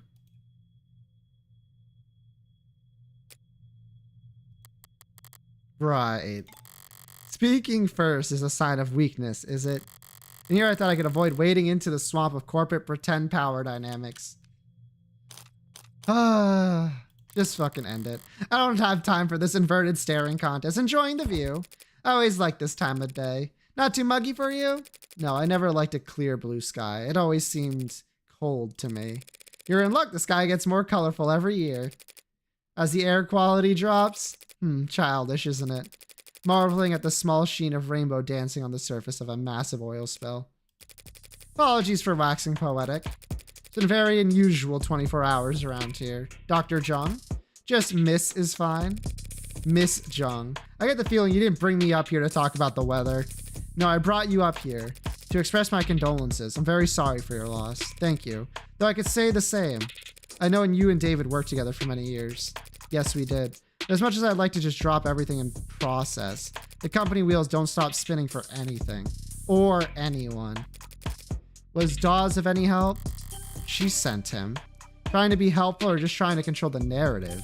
He was great! But that must mean you know why I'm here. I don't want to make assumptions. No need, I'll be explicit. I'm here as an officer of the court, which means I'm bound by law to document every rock I turn over. Every person I speak to. Yes, the lawyers made that all very clear. Lawyers? You have an android, it's not one of ours. You can tell that quickly. Got all the faces memorized? It's easy enough to remember the major archetypes we use, yes. If you're nuts about your work, maybe. It's a recent acquisition, very recent, in fact. One of David's last requests, apparently. David asked you to take it. I've been told that you've been to David's estate already. The police gave me full access to the scene. And you know that he wasn't alone last night. Yes, there was a single witness who met with him. He called emergency services when he fainted. I was that witness. Oh, fuck, she's just gonna tell us that? Really? Obviously. There aren't many people David would bother meeting with in person. Yes. However, Morgan, you shouldn't make assumptions. I also knew that Jung is his superior on paper, though not in fame, and I knew that the witness had Executive Plan 3 insurance, so they had to be higher up than David. Well then, do your lawyers know we're having this conversation? Of course. They're pulling their hair out about it as we speak. I can't imagine why the police cleared you. And you were well within your rights to ask for some privacy given the high-profile nature of all that's happening. So why call me up here? Why cut through all the red tape your lawyers painstakingly hid you behind? Eventually you, or some clever lawyer like you, would get the record open. Through legal means or otherwise. The company's enemies are legion and they have a prying knife for every occasion. Still, that would have taken time. Time you could have used to get ahead of what would be the biggest PR hurdle Nobu's ever seen. Touché. And so perhaps the truth of the matter is that I simply didn't want to hide. David was my colleague for several years. If I were in your shoes, I would have questions as well. You're doing this for my sake? No, my reasons are purely selfish. I'm only hoping that talking to someone whose job isn't to defend me from all consequences might prove therapeutic. She wants to play confessional. That's fine by me. Is that really all there is? All that's going on here? Why don't you start from the beginning then? You went to his home last night. Yes, around 7:30 p.m. The building's penumbra captured all that quite clearly. He felt ill around 8 p.m. So you spent half an hour together. Why the late call in person? We had an intense discussion yesterday afternoon. David never came in on Saturdays, and I didn't want to spend the weekend glaring at him through screens, so I visited, and he let me in and we talked. About the good old days, if you can believe that. Back when we were both new to the company, eager to make a name for ourselves. How long ago was that? 7 or 8 years ago. Miss Jung? Putting a number on it, it doesn't sound that long ago, but it feels... We spent a while like that, just talking. He was lively and sharp, and I never would have thought that a few minutes later, they would be dead. They would commit suicide in front of me. A firm reply. What happened? Quarter before 8, he said he wanted to toast. He got up, walked back into his workshop, and then he must have went down into his basement to get us a bottle. I checked some messages in the meantime, enjoyed the view. She stayed on camera. He came back with a bottle of whiskey and 2 plastic cups. We drank and talked. He got quieter, spoke less. I thought he was just getting drunk. I didn't get worried until he started to fall asleep. You tried to wake him. He wasn't responding. I tried to shake him awake, but he didn't seem... I left him and ran to the kitchen to use the security system. Didn't think to use your phone? No. I suppose I didn't. But it worked out. The Penumbra's emergency protocol summoned a VTOL straight to his helipad with 1 button press. I returned to the parlor. He was limp. I moved him to the floor as delicately as I could, prevent him from smashing his head on the floor.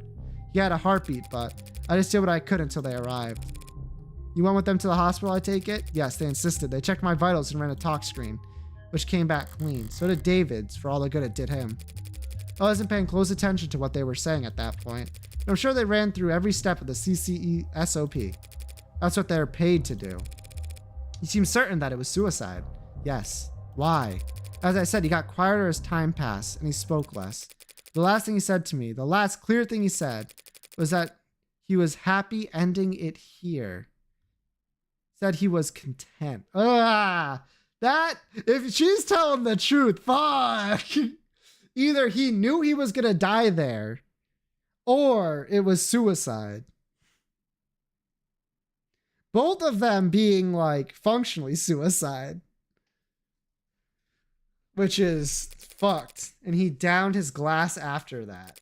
He drank every last drop. Does that sound like David Asher to you? Curious, restless perfectionist at David? No, I guess it doesn't.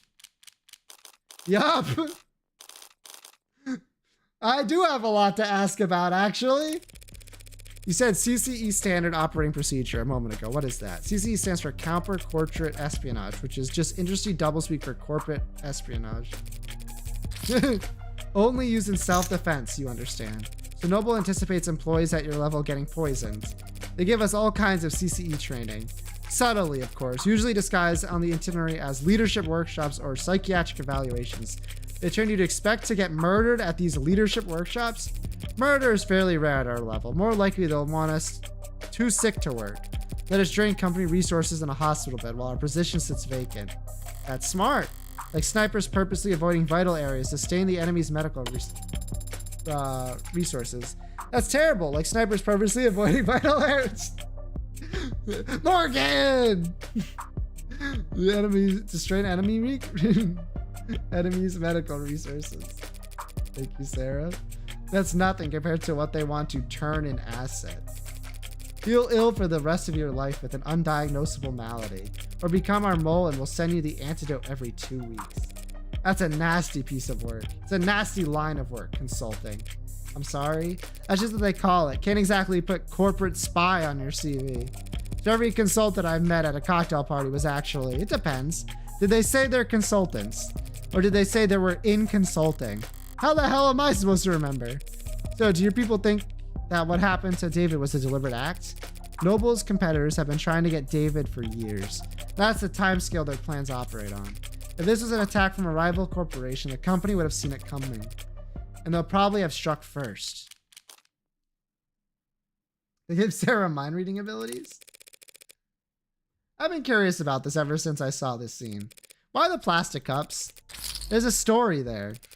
David and I got hired around the same time under similar circumstances. Headhunted while finishing our higher education.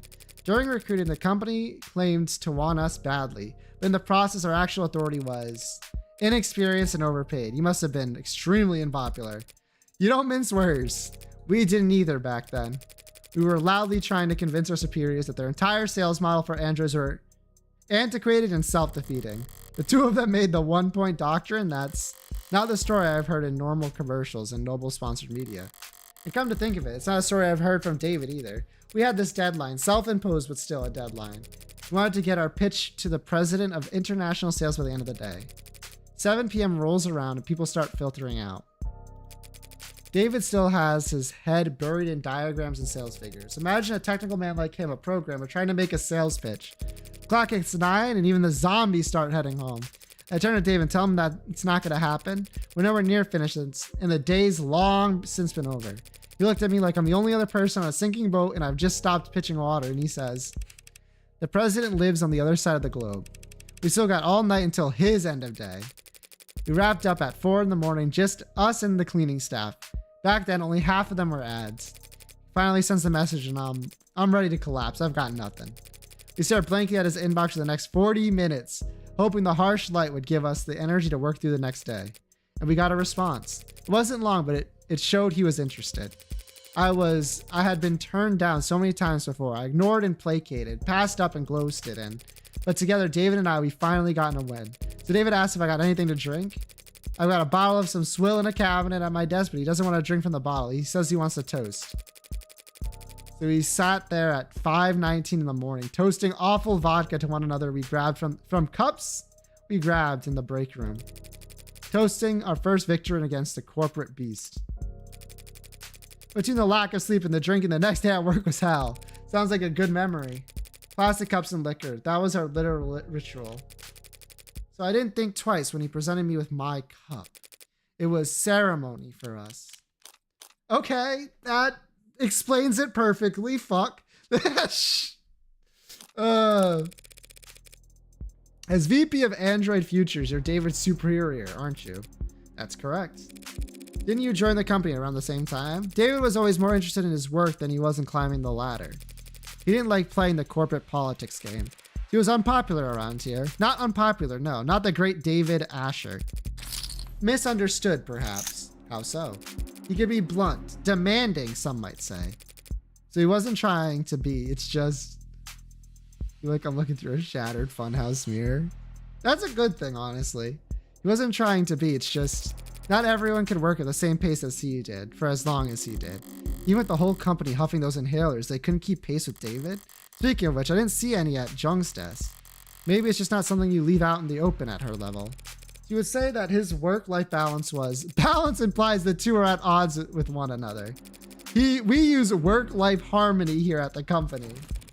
Fascinating. So was he in harmony? No! David always had plenty of suitors, but he was never willing to put in the time. But I'm sure you're more knowledgeable than I am on that suspect, right? What do you mean? I had to help him draft a lot of apology notes over the years for misunderstandings and double bookings. Scandalous.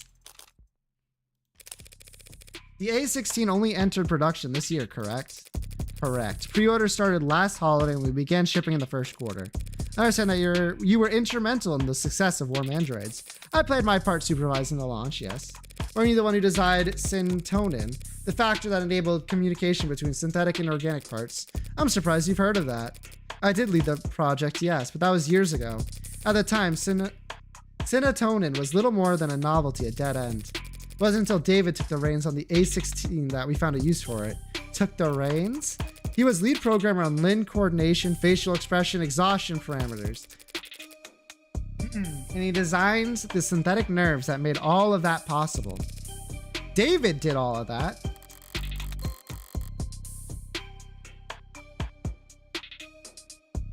Mix of cinnamon.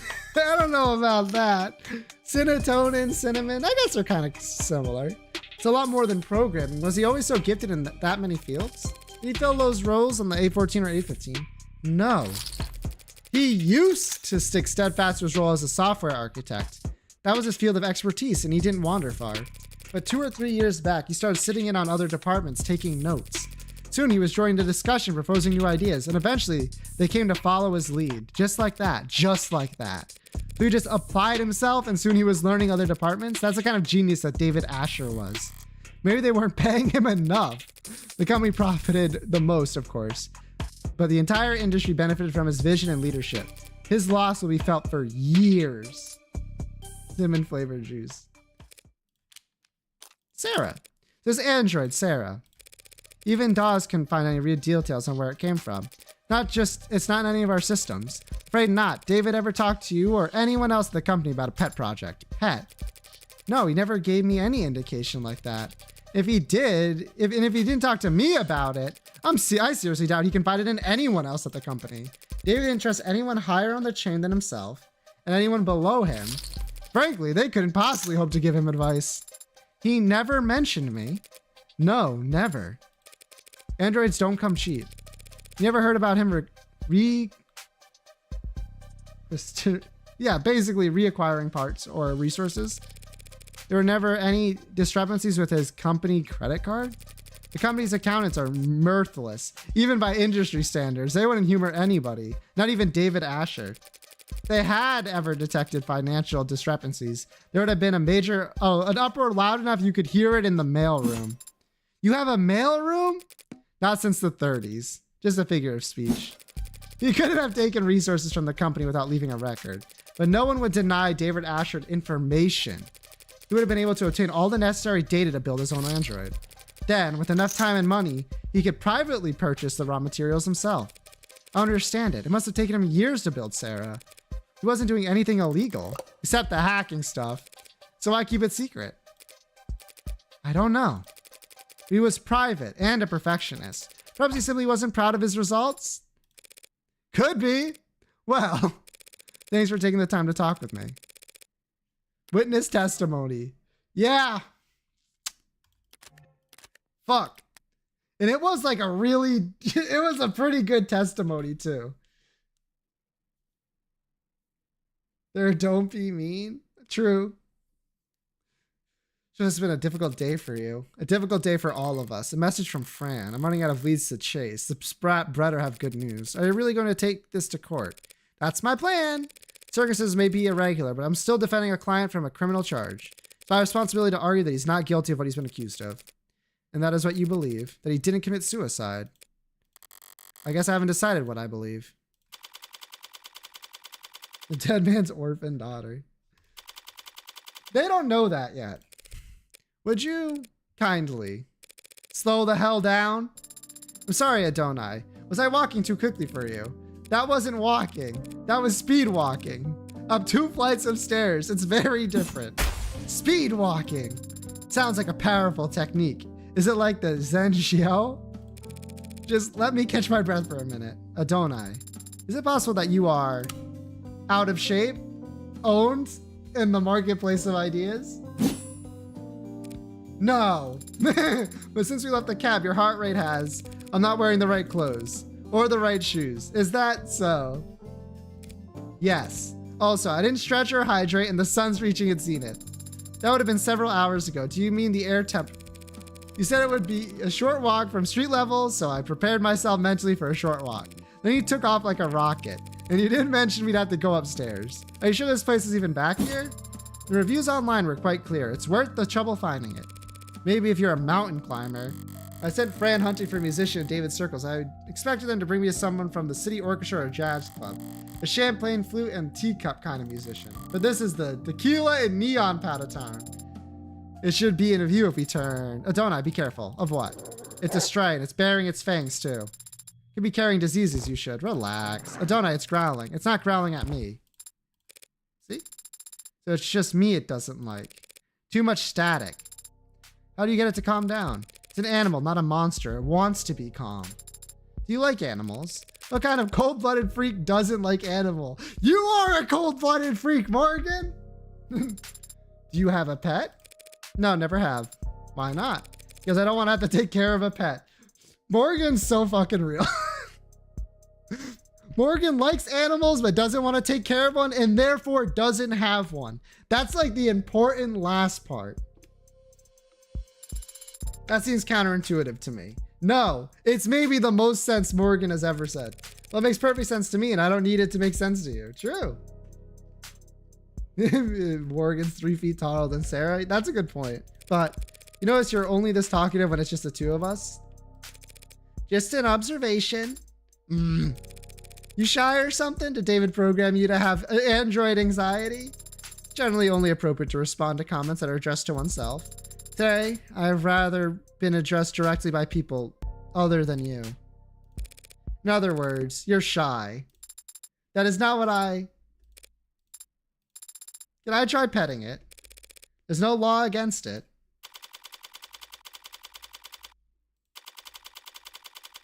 Ultraviolets. This is the establishment. Now to see if Isaac Porter is as habitual as Fran claims. I think father was close with this man you've never met. I think he was close with him, yeah. At some point. I had some help making that deduction. Fran saw that our metadata showed a significant cooling of interaction between the two of them, particularly over the past month. My friend also saw a phone call between them two last night. Woo! So they were close. And they were sleeping together. That is completely inappropriate for me or anyone to speculate about. Inappropriate. Adonai, it's only... I'm getting a very important text message from my private investigator, excuse me. Did you catch the killer yet? No. What the hell? I sent you his sent you his position. I'm at his position. I haven't spoken to Porter yet. Anyway, there's no reason to suspect him right now. Lame. Surprised you're invested at all of a sudden. Isn't David Asher a corporate sellout in your eyes? Everyone's a corporate sellout. But Asher gets respect. If I'm a demolitions expert, he's like a really good architect. That's almost sweet, I think. Asher started out working in Cube. So in the architect analogy, by today's standard, he's like, I don't know. As a kid, he built all his bricks by hand or something. You know, that lit homework can help you with forming analogies. Eat this analogy. Did that come through or did the characters break? It's supposed to be a guy giving you the finger? All right. I take it Cube is a programming language. What's special about it? Pretty much anything coded in the last 20 years is web-based. You code with the assumption that you'll always be connected. That's almost true now, honestly. So you can depend on having fat libraries of references to lean on. If something does go wrong, your errors get reported to you automatically, but not Cube. You can look it up, but basically Cube was originally for robotics and like machinery. Stuff that had to operate in mines, under the ocean. Middle of nowhere fields with zero signal service. So Cube had to be self-sufficient. How rugged? Where'd Asher learn Cube anyway? It's older than dirt from like the 40s. I don't know. I think his father had a machine shop or something. Vague. Yeah, well, David didn't like to talk about his family. You, baby? True. I never asked. What did your private investigator have to say, don't I? Not telling. Stage for the talent. Pretty close to the floor. Guess it fits the whole round table aspect of this place. Everyone's on more or less equal footing, dancing in the dark once you get past the bouncer. Maybe they might have met here. David and Porter? I can't see David walking in here because you found the walk so challenging. Because it's too loud to relax and not dark enough to be anonymous. I see. What's that face? You got an opinion to share? The atmosphere is not bad in here, but the music isn't quite. I'll find you a survey to fill out before we leave. What kind of music does an android even like? 21st century punk rock. Yeah, Sarah! Let's go! My android! Is that just you, or does that go for all androids? I haven't met all androids. I can't speak for them. Wonder what they'd say. If they're smart, they'd say that music peaks with early 21st century punk rock. Debate settled. Hell yeah. A bar, prize full of a colorful selection of busy bartenders. Hope this isn't the kind of club you can order food in. Only time bar food is any good is when you're drunk enough to forget the taste and the gap between chewing and swallowing. So you can like eat things. Yes, I can. But like android food? There is no such product. There is Lily Dan. I don't know about that. So do androids eat? Online user guides for Noble's War models clarify that they don't eat anything in the traditional sense. They get their energy from electrical charging, usually wireless. Whenever they need to eat, it is to replenish specific vitamins and electrolytes. Sounds a lot like what mod users go through with their sport drinks and energy bars. And charger separation anxiety. According to the net, warm androids can ingest nutrient-rich processed carbohydrate pellets if they need to forego electrical charging long term. Processed pellets, you mean like kibble, like dog food? No, it is not like dog food at all. And you buy it from the pet store. It seems that you can. How is this something you have to look up anyway? Because I've always just eaten whatever father gave me. Like what? Marbled beef. Never hydroponic avocados. Foie gras. That sort of thing. I am not paying for any of that. This android has a taste of the rich life. Talk? That one over there. He matches the phone Fran sent. Should I approach now or look around some more? Obviously, I'll look around more. Aha! What kind of reading material gets left out in a club? A tabloid interview? With Luxury. You've heard her name on everyone's lips. You've seen her face in magazine commercials and then double check to make sure the photos weren't labeled as edited. Now get all your burning questions out about her answered here in the exclusive interview with the mysterious young woman who's been called, and perhaps the only truly unanimous vote the net's ever seen. The most beautiful woman in the world. Why the name? People think it's an ego thing, but it was just picked at random. It was just a random username I picked back when I was grassroots. Then it was a pseudonym to give me a little shade from all the attention. Now it's a brand. I can't change without setting the stock market into spin, so. He's certainly influential after partnering with you. Inti saw a 3,000% increase in share price. Yay, I'm happy for them, of course. But to be honest, it's a pain at times like this. She has just towards her clothes, a plain white t-shirt and gym shorts with no branding visible. On anyone else, it might seem sloppy or even unflattering. On her, it only makes her natural beauty stand out that much more. Who are you wearing, by the way? Can't wear anyone unless I'm attending something. If I don't dress like this, all my sponsors fall into bidding wars every time I leave the house. Does it stress you, all that attention? Stress is bad for your skin, right? They say mine's flawless. Can't argue with that. Do you have a skincare routine? Any tips you like to share?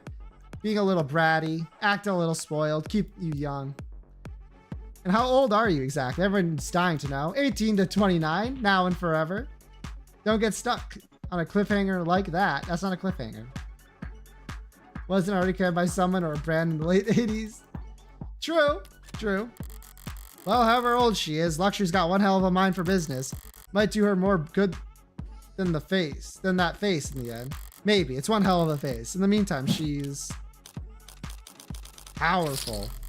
Some rises are too meteoric for even Megs to grab the reins on. At this point, Luxury's got them at her mercy. She can send their stocks into disarray with one selfie. Good for her. Oh yeah, that's him all right. Looks like he's killing time before his sets tonight. Are you unsure how to proceed, don't I? I'm sure you need to I'm sure that you need to hang back. As for me, I'll... Ooh. With this type? I'll play it straight. Isaac Porter, what's up? Name's Morgan, I'm David's friend. Right now, I'm his lawyer. Can we talk? Depends. Were you a friend from work? No. Over here. Thanks, Isaac. Don't thank me yet. I might just sit here, shut my mouth, and stick with you with my tab. So what kind of lawyer are you? What kind of friend? I'm his defense attorney. Think you missed the bus on that then, yeah? And I'm a friend that needs to know what happened yesterday. Doesn't everyone? Try somewhere else, friendly lawyer. I haven't seen him in weeks. You might not have seen him, but we both know you spoke with him over the phone yesterday. Only a short time before he died. How the hell? Isaac. It's pretty obvious that you don't want this particular spotlight to linger on you any longer than necessary. I know what you are, Morgan. You a fucking cop? You lose chips? Yeah, that's what I'm saying. Any longer than this, so why don't we cut to the chase? No lies, no playing coy. Fine. Sarah. Yes, Adonai? The hell? Is that thing transmitting? I'm not streaming any data, no. Photo doesn't seem to recognize Sarah either. One more person David was keeping secret from. I record everything for the court. Fine. You two were together, is that correct? We were together. I ended it. Yesterday. Care to elaborate? On our entire relationship. Look, you can tell me everything once and I can get it in the record, or you can hear the same questions over and over again from thousands of different cocks and Megs from the next 3 months. We met in a bar. I've seen him come in a few times, each time with someone else. Each time talking with his mouth, but not looking with his eyes. It ticked me off. Scribbling on napkins and letting his single gin and tonic sweat onto the table for 2 hours. His dates would all go to the bathroom or take a call and slip out the back. One of them didn't make it 10 minutes. He'd still sit there for the rest of the night, unfazed.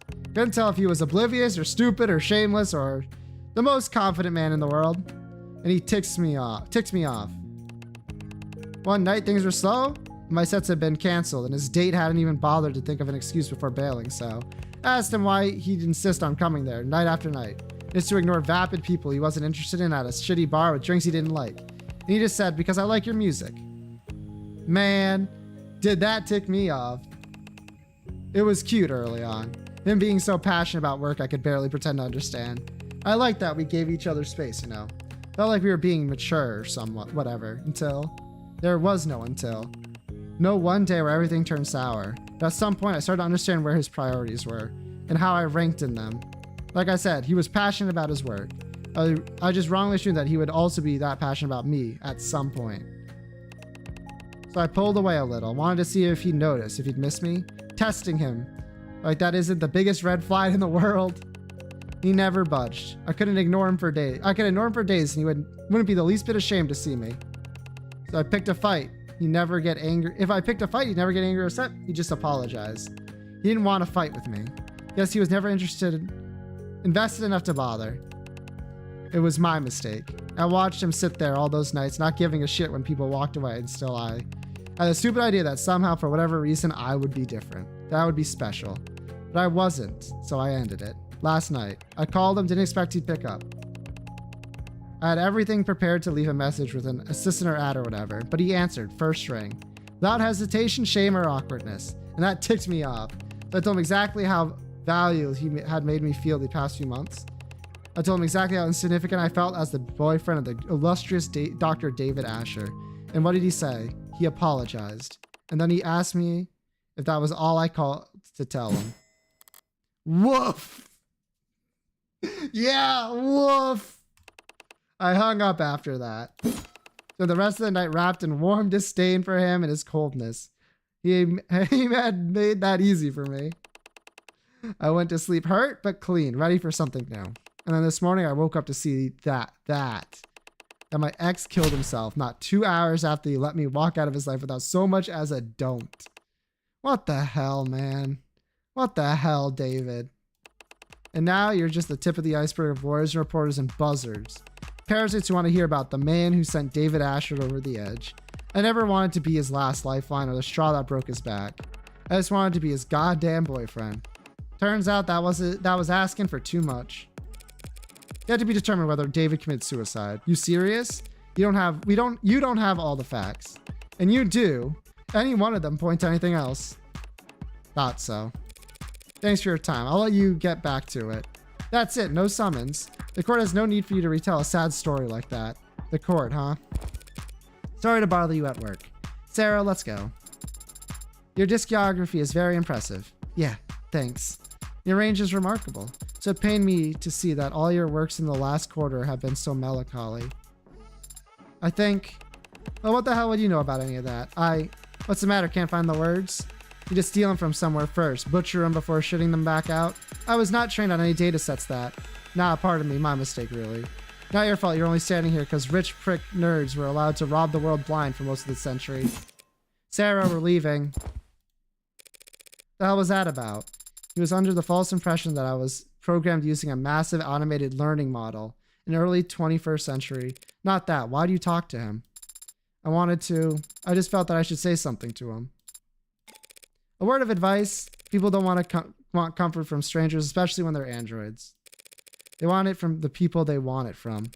Coming from anywhere else, it's just corn syrup on a parched tongue. Doesn't matter how sweet it is, they'll just start gagging. You know a lot about people, don't you, Adonai? Compared to you, I'm a goddamn savant. Come on. There's not much time left. There's still somewhere you want to investigate? Somewhere I need to return to, actually. Porter was right. As things stand, I don't have any evidence that could establish an alternative interpretation of the facts. Yeah! But if they did exist, hard evidence that could prove his death wasn't suicide. There's only one place I could find it at this point. 5:16 p.m. Noble Employee Housing Buildings. Atia. Hey, chat, can I take a second to check the AC unit? I know that's a weird request, but I have a feeling it's not turning on.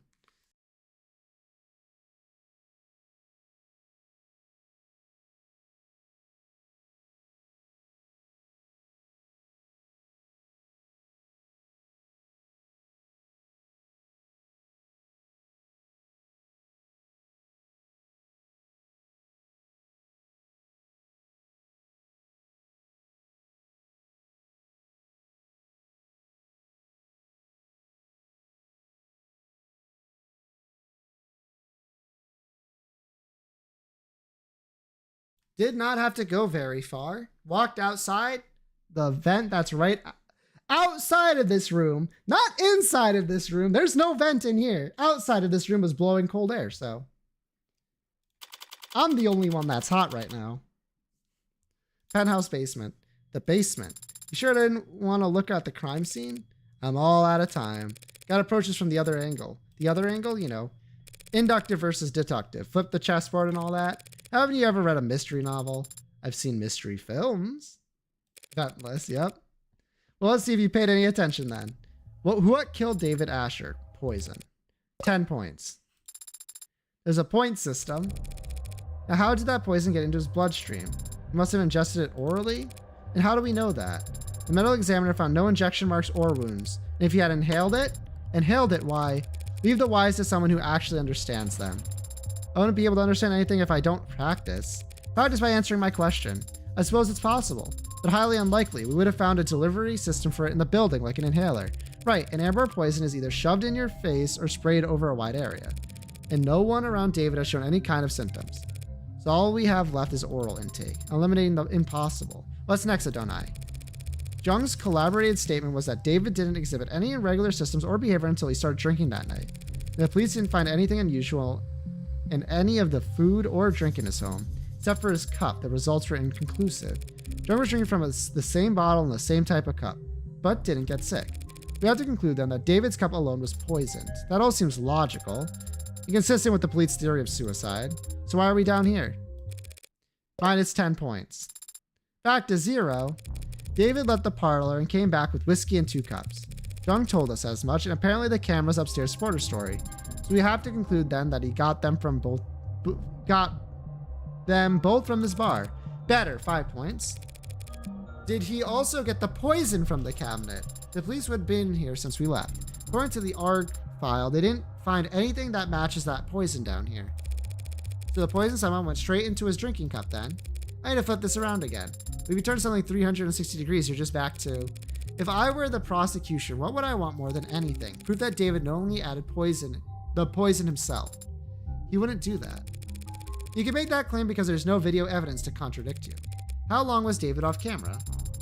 From 7:36 to 7:40 p.m. when he left the parlor to get liquor from his bar.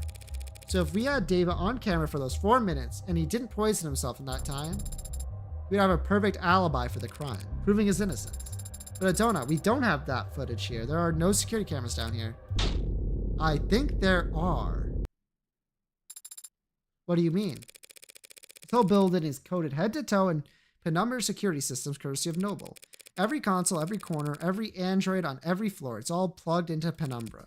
Except that. That panel is manufactured by Cotter Security Systems. Why would David put a console for a different security system in exactly one corner of his penthouse? I've never given it much thought. Well, it's been bothering me all day. My curiosity alone can't scale a 64-digit wall. You mean signal hijacking, or whatever you want to call it. Have you tried it before? It is illegal and unnecessary. Father would not. He would not have installed hidden cameras in his own house.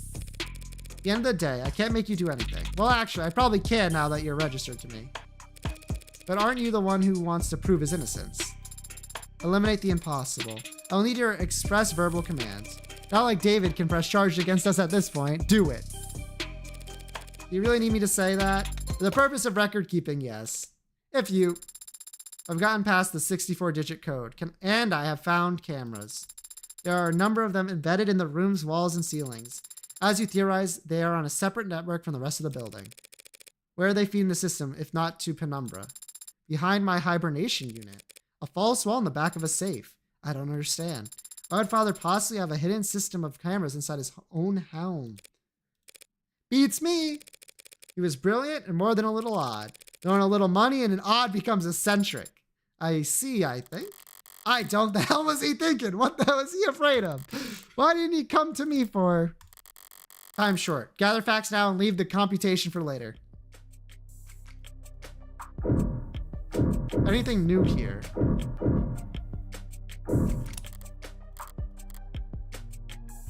Find contents of the spirits. No poison can be found here. Not that kind of poison anyway. In which case, can I make you anything? Well, if you're offering, I'll have. Sorry. You're way underage, aren't you? 2 years old or whatever? Technically. But that was a lot worse than I started. Cheer up. Maybe you'll find a mocktail if you climb to the top of the ladder. This is a rolling ladder. A kind of step ladder, not a ladder. What? Remember, a ladder extends, but a step ladder folds out. And it's important to know the distinction. I'd bet my life savings that this subject will never come up again ever. Ah, but it will. That's the original. It was a praise you confirmed to be genuine. At least he didn't get ripped off. I'm a Philistine when it comes to this kind of stuff. What does an android see? I see a meeting, or perhaps an encounter. 2 apex forces of nature, 2 kings of the forest, the stag and the tiger. We lost the final bar track. No! I think. Great. I'm officially less cultured than the robot. Get owned, get owned, get owned. What did David even do with this equipment? Dry his laundry? What makes you sure he wasn't exercising? Did you ever see him use any of this crap? No, but he must have used the weights when I wasn't looking. He promised me that he'd take better care of his health. Sarah, these weights are all maxed out. David couldn't have put up numbers like this even if he was piling a frame. Don't be so sure, don't I? Pardon? The following is a true story based on preliminary sources who were present for the event and its aftermath. Copenhagen, 1981. 8:10 a.m. local time. A towering man with the musculature of a world-class professional rugby player enters the Globe Donk Bank on Friedrichsburg Lane. Yep, German. He explains to the bank teller that he has a bomb in his suitcase and that he wants his gym bag filled with unmarked bills. Security guard approaches him from behind with a nightstick and swings. The man simply catches the weapon and bends it into a twisted knot with his massive dinner plate-sized hands. When asked to describe the suspect to the police afterwards, the teller only has this to say: that man was all muscle. The rest of the bank heist proceeds without incident, and the man exits the building just as police arrive on the scene when suddenly his suitcase explodes, which is a smoke screen. Local officers quickly recognize the ploy and rush towards the door, grabbing each of the hostages as they flee while desperately searching for the perpetrator. What they find instead is a diminutive, frail, sheepish Young man, barely 160 centimeters tall, holding a gym bag full of money with no recollection of how he got there. Renowned psychologist and trained hypnotist Dr. Werner Kurtzer wrote the following in his diagnosis: acute dissociative identity disorder. That's right, the man had a split personality. And so great was the disparity between his two halves that when they switched control, he physically changed, became taller, bulkier, and capable of previously unthinkable feats of strength. So be careful what you say when a man like father couldn't do, just because of how he looked on the outside. Sarah, every word of what you just said was false. Yep. You sure said that correctly. Shut up. Huh? Don't believe everything you read on the net.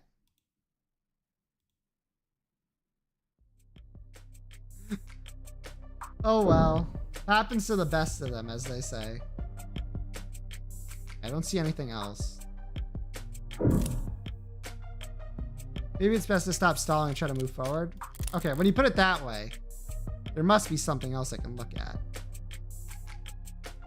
I like stalling. But... aha! What's the story with this anyway? Some kind of fault in the foundation? I don't know, I've never noticed that crack before. I want to get those eyes checked. There's something wrong with my vision. The crack just must have been created during my most recent hibernation. How? You ever drop a weight a bunch of times over and over in the same spot? Alright, let's refocus here. There's some kind of hidden door behind your bunk bed, huh? Essentially, though, a bunk bed would apply to second or third. How do we open it? One moment. I see. Got it open already? I cannot open this door. Why? It is a Tethys basic sturature. That's anti-hack feature and the name is real?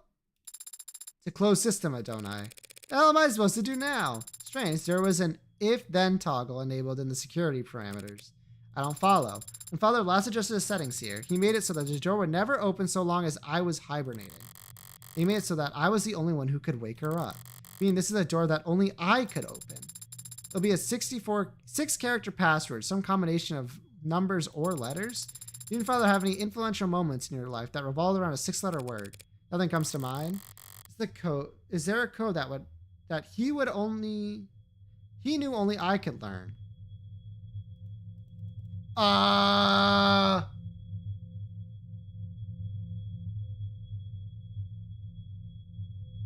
This one's fun.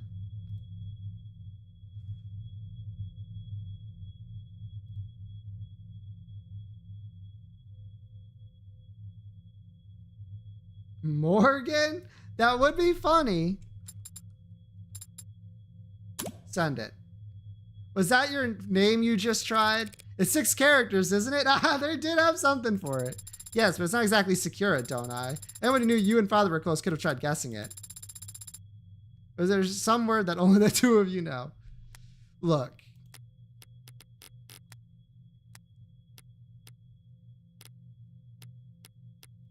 I doubt it'd be in terms. Perhaps in evidence.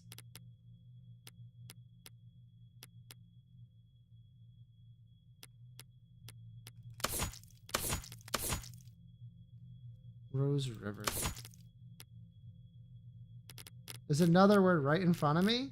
Is there?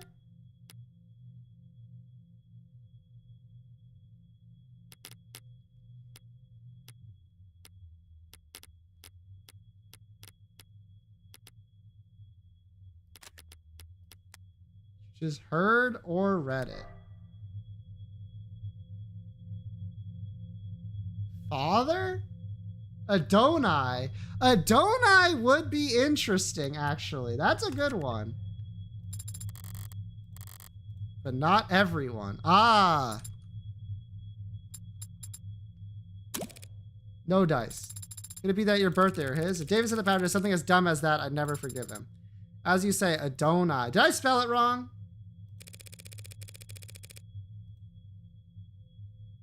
I don't think I did.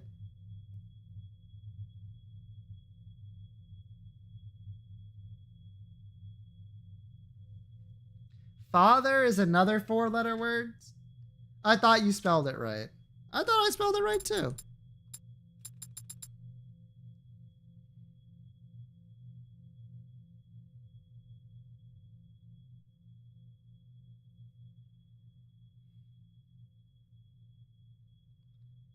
I was certain it was gonna be a don't I? You get a hint, I think. I could have sworn that was the hint.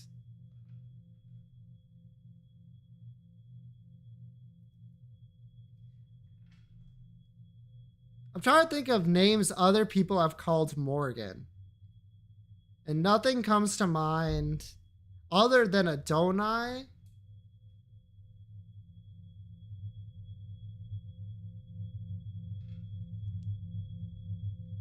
Thinking.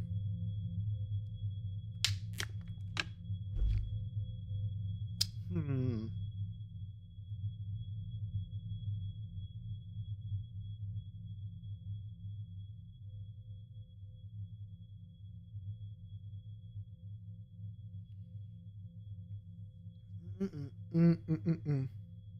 I guess they said it could be letters and numbers, but I don't know if that's gonna be the case.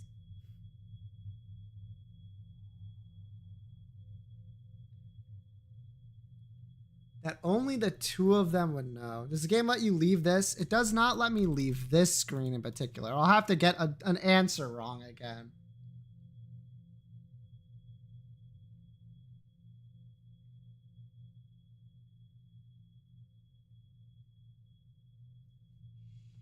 I can't think of anything. Wordle? You think he was a big Wordle fan? I mean, that didn't work either. All right. Before you give me the hint. David.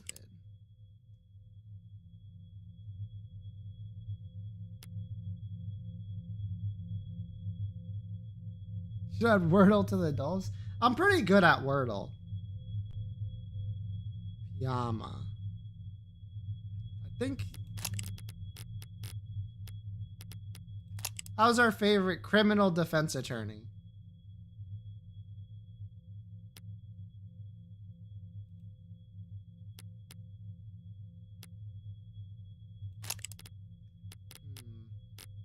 Let me see what they have to say. Adonai. Sounds like they keep saying Adonai. It's not like I'm taking a multiple choice test, Sarah. Did I know the answer? I don't. I see. So do you know the answer, Adonai? I'm getting there. All right, doesn't seem like it. Terms me.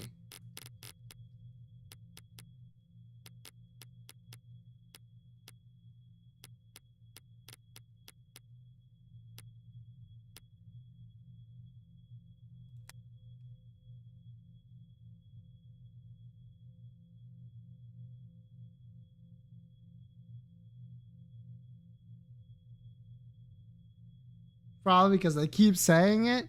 They do keep saying it.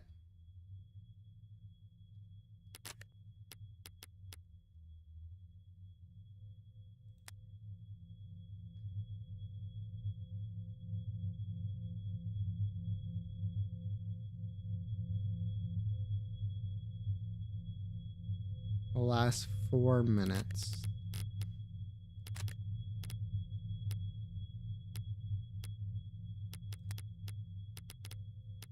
Just double checking things in Sarah's. I also like the 180-degree rule. Good for you, Sarah.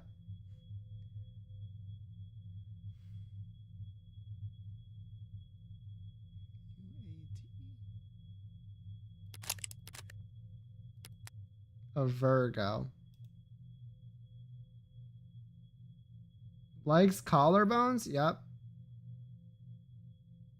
Learner. True. I'm gonna try Adonai again, but I'm gonna look real close when I spell it this time.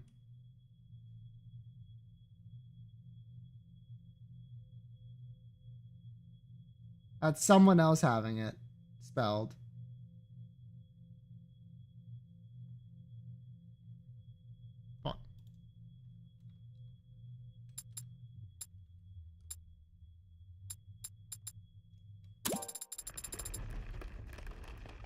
I spelled it wrong.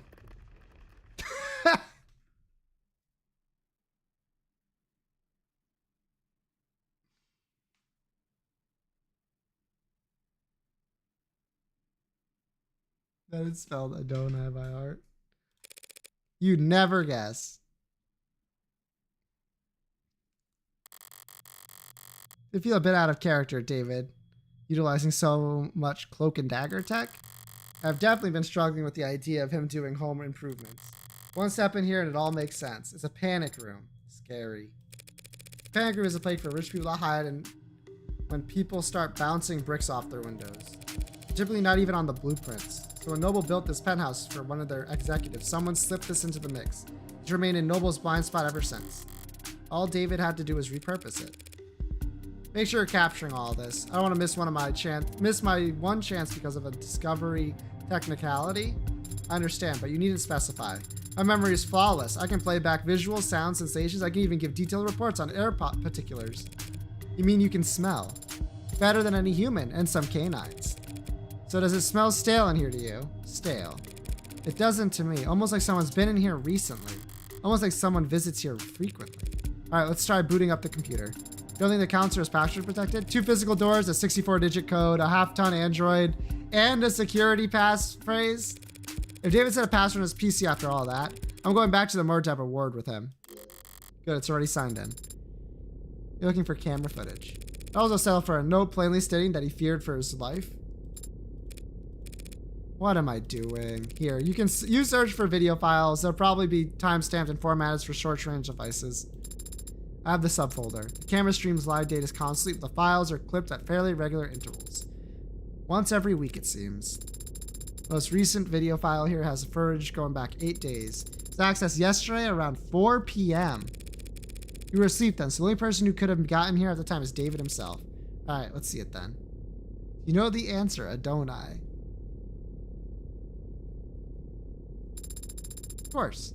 It's just that I am having difficulty. Try double clicking. I've been trying to open the files from the moment I discovered them, Adonai. But they are encrypted. Damn it, David. You leave me enough clues to get this far, but you won't let me use your computer. What's the brand on the encryption program? If I rush a subpoena, they might have a back door I could bluff them into. Files are not encrypted with any commercially available tool. This appears to be Father's own work. Shit. David Ashford handwrote the encryption on these files, and no one alive who could. Hey, was Dawes just flattering you back there? Or is your processing power really that special? Adonai, can you break his encryption, yes or no? With enough time. And how much time would it be? Estimate about 2 to 6 hours. That's a 4-hour window. No matter how sophisticated, encryption is just a code that must be deciphered. And when deciphering any code, progress proceeds exponentially, which makes it particularly difficult to determine the amount of time required to complete the process. 2 to 6 hours. I don't have any better options. Get started. I started 4 minutes and 23 seconds ago. Finally showing some initiative. You've been talking to me this whole time. I have the ability to analyze data in parallel by utilizing subconscious processes so long as the work requires is route. So you're doing it in the back of your head? Actually, I'm speaking to you in the back of my head. I could give the description process my full undivided attention, but I would become unresponsive. Hey, that's a pretty nifty feature. I'll have to keep that in mind. Alright, can you take this show on the road, or do we have to rip this computer out of the wall and find a battery? I've copied the encryption files and we'll work on them as we travel. We can leave whenever you're ready. Still can't believe David let me get just this far to shut the door in my face at the last second. But he did let me get this far, and the computer is not the only thing in here. Cabinets are a lot less eye-catching than his computer, but knowing David, that's the more reason to check. Lots of paperwork, bonds and holdings, a platinum bar. His birth certificate might be nearly as valuable. Can't imagine what people would pay to steal David Osher's identity.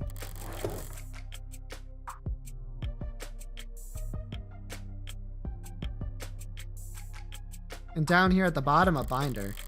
Noble's logo on the front, in the middle, enough pages that dwarf one of those phone books you see in period pieces. They're masking it in legalese, even on the table of contents, but basically, this is an employment contract. Hold on to this for me.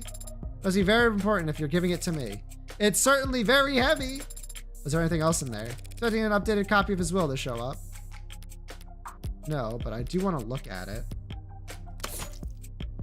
Not a light read. Got it. Ask Sarah to read it to me later. Possibility, isn't it? Maybe in a corny old murder mystery? A widely beloved, respected genre with over 2 centuries of... There is something else. Your papers. that Evangelion Morgan be given immediate and complete ownership of the android designated Sarah. Dated to a few weeks back. Had he already made up his mind about all of this? If he had, why did he hide this where no one else could find it? Was I just a backup plan? Well, at least we got something a bit more concrete than Starling's word now. Her word should be plenty, shouldn't it? A lot of people realize how precious you are. As a collector's item, we've yet to meet one person who knows what the hell you are. The noble could easily argue that you fall under private technology or physical holdings. Unless I had something like that. It's good that you do then. I'm glad that father wanted me to go with a friend of his. Yeah. This will get me a huge tax write-off when I donate you to a for-profit college. You can at least pick a charitable institution. Just an old saying. All colleges have been for-profit since the 60s. That doesn't make me feel any better. You can cheer up in the car. Yeah, let's ride to the courthouse. Priority. There's an upcharge at this hour for priority transportation. That's irritating. I'd like to have more than just a few minutes to repair once we get there. The upcharge is a multiplier of 5.7. I'll repair on the way over. Very good, Adonai. 55. 548. They excite you going into courtroom. What do you mean? You don't feel the tension in the air as the audience murmurs amongst themselves? You don't feel a fiery sense of justice rising in your gut as the prosecution smirks at your ragtag assembly of witnesses?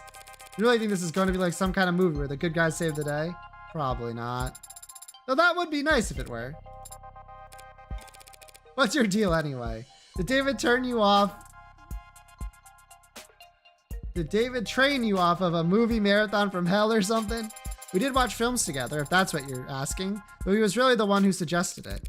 So you were the aggressor. What's an android get out of watching a flick anyway? What do I get? Why do you do it? What's your reason? I'm not sure to answer your question. Never mind. Forget what I was talking about. Forgot what I was talking to. I like the performances. Sure, there you go. Got a crush on Humphrey Bogart or something? He's a handsome man. But it's not the actors I like so much as their performances. The truth is, besides father, I had very little experience when it comes to people. I hadn't noticed. I read the net and I watched people and what they share of their lives. It's all so subtle, so hard to follow. There's so many unspoken rules that can't be taught, only learned, and I often struggle to grasp them. You're all so complex, so detailed. The characters on screen are exaggerated, larger than life. The actors enunciate, their body language is precise and meaningful. Their faces are bright and softly lit, and their eyes are... It's fiction. So these characters and their stories, they have a beginning, a middle, and an end. The people on screen don't ask anything except your attention. You can't disappoint them or make them feel awkward. You can just watch and learn. What about you, Adonai? What about me? Do you like movies? Yeah, sure, back when I was a kid. Really, who was your favorite director? What was your favorite film? It was a long time ago. I don't remember. State building. Floor 48. Things are quieter than I expected here at the courthouse. I've always felt courthouse is a bit of a misnomer. Government building is probably the best way to describe these towers, all encompassing and impenetrably vague. A few hundred floors of officials and documents and paper pushing queues. With a couple dozen courtrooms squeezed in along the way. Didn't think I'd be arguing in court when I woke up today. Didn't think my friend would be dead or that he'd have thrust an android on my lap either. I could just walk in there and concede. Emma would be irritated and more than a little confused, but I could play it off as an exercise in grief. The android would complain, loudly of course, but I wouldn't have to listen to it. Now that it's registered my name, I could probably just order the damn thing to reset its memory. But I haven't done that. I guess I don't plan to. Why? Possibly because I have my suspicions as well. Darren says that David would never commit suicide, and I haven't actually stopped myself to ask whether or not I agree. David was rational, subdued, private, hard on himself, but not prone to emotional outbursts. So maybe that's why I'm finding myself outside a courtroom prepared to humor and add suspicions before the state, because I don't really believe David killed himself either. What's your progress bar at? I can confirm that I am making progress. Well, shit, let's not get ahead of ourselves. It would be difficult to summarize that progress in terms of completion percent. Give your best shot anyway. 4%. Are you feeling confident in your case? Markedly less so after hearing that. I think the judge will be amenable to your argument. What are you talking about? Do you know the judge we've been assigned? Are they particularly lenient or strict? Adjucents are always a coin flip, so... You do know what an adjucent is, don't you? Are you expecting to be a bearded old man with a robe and gavel when we get in there? Should I not? Are android judges okay with all the authority that entails? I am surprised to hear that people are willing to accept rulings made by automated dependents. Rulings come from landmark cases in the higher courts.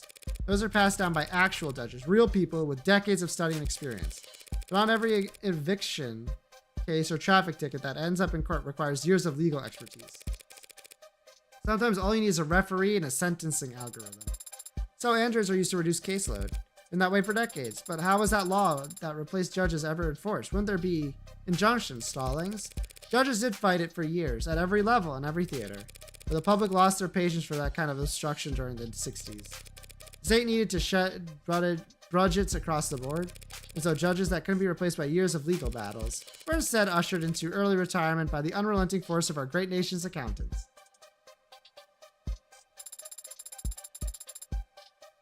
Read. Make it funnier. It really is. There's a lot of Ace Attorney, which is weird because Sarah hasn't mentioned anything about games, but sure, her ass was playing Ace Attorney. And it's not controversial having machines determine sentencing for human beings. Whatever controversy there is, it gets aimed at the machines, not the people who put them there. The machines can't lose sleep over it. Besides, it used to be that there were even the most high profile of crimes wouldn't get a court date until weeks or months later. Nowadays, most crimes are persecuted within a single business week. And that's not rushing things. Keeps people in my line of work on their toes, that's for sure. I'm surprised to hear that there's so much haste. Don't they teach you about classical conditioning in android school? Gotta feed the dog immediately after you ring the bell. Punishment doesn't follow the crime in quick succession, the lesson doesn't stick. I see. But they're effective. Why aren't they used in every trial? Why aren't they used in politics? That's a logical question to ask. And the answer is, the logic only gets you so far when it comes to people. Doesn't everyone want the courts to be as just as possible if adjudants are really truly impartial and incorruptible? Everyone wants justice, sure, but there are other considerations to be had, such as disgust. What? That's all people really care about. What all their morals boil down to is what they do or do not find disgusting. Only problem is everything's more palatable when viewed through a screen. So when everyone sees the world through AR and cameras and no one ever gets dirt under their fingernails, you'd be surprised what you can get away with. I don't understand. Yeah, well, therein lies the problem.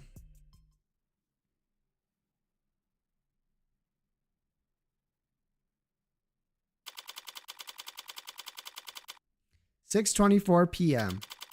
Courtroom 48D. It's a preliminary hearing, huh? You wouldn't know it from the look on her face. But I shouldn't have expected any leeway once you stepped into the courtroom. Not with her. That's the adjutant up there. Is it asleep? It's loading. It needs to load? Don't be rude. Not every ad can afford to be decked out as extravagantly as you. Especially not those the state buys in bulk. As an audience. You mean the gallery? That's nothing. Could have been a lot worse. Word of any trial, the case of David Asher's death must have spread like wildfire, even a mock trial like this one. A detective like Reyes or London would get chewed out for leaking things to the press.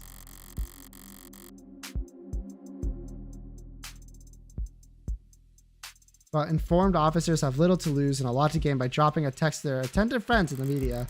And then there's the corporate plants. Interns usually, preferably ones with modded eyes. It's illegal to film from inside a courtroom, but this is the year 2086. Things are to get out one way or another. I don't like having my face on camera. I don't like attention in general, but I'm not such a coward that I'd skip David's funeral just because there'd be a paparazzi outside of it. Our pretty little likeness. Oh, thank you for the follow, Necromata93. Almost fucked that up. Our pretty little likeness was going to end up in the background of some tabloid photograph one way or another by the end of this circus. At least this way. See some marketing for my legal services. What will happen once the adjutant finished loaded? How will the trial proceed? With all those films you watch, I figured you could extrapolate. I'm asking so to correct any misconceptions. Well, not everything you saw on the silver screen is outdated. The court will come to order, and there will be a clarification of the charges. Defense enters a plea. If it's not guilty, the prosecution begins making their case. That means calling witnesses to the stand, correct? Mostly. Sometimes they'll testify virtually from a separate location. Depends on the security concerns surrounding the particular individual in the case. What do you do then? Sit here and watch? Not if I want to get paid. I cross-examine witnesses at the prosecution are done witnessing them. I can present evidence or witnesses or my own response as long as I have discovery backing me. He said that before. Discovery means just that I can't pull stuff out of my pockets and present it without any kind of context. I have to have proof that I acquired it legally during the course of my investigation. Most of the time that means having recordings or witnesses that can verify my investigation, which I can provide. You didn't think I was letting you tag along because I liked you, did you? And the jury, I don't see where they would sit. The jury hasn't sat in the actual courtroom for years now.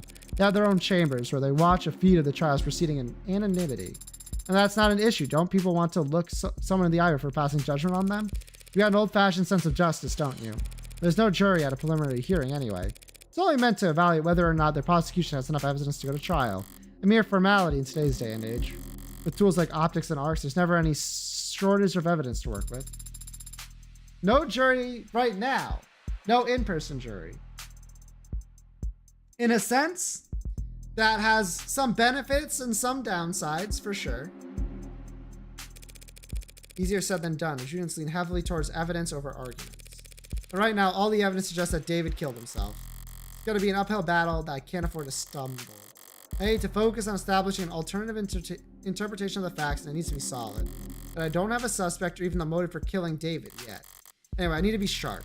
Emma doesn't play nice enough for me to anything left. I think it's waking up.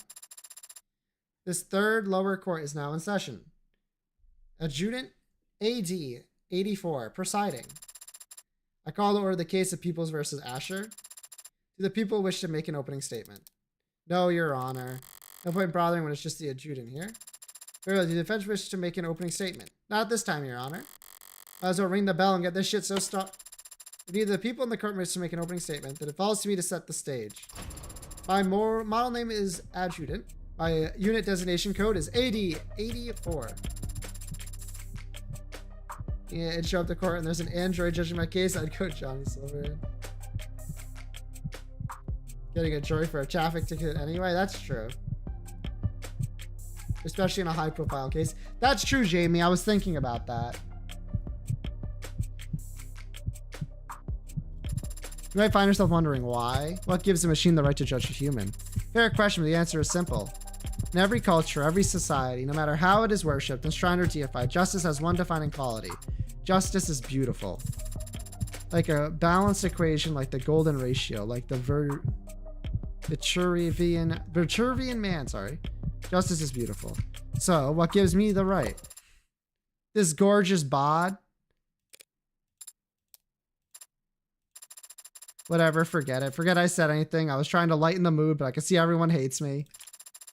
Do the trial without me, they're guilty or whatever. Your Honor. Wait, what the flip?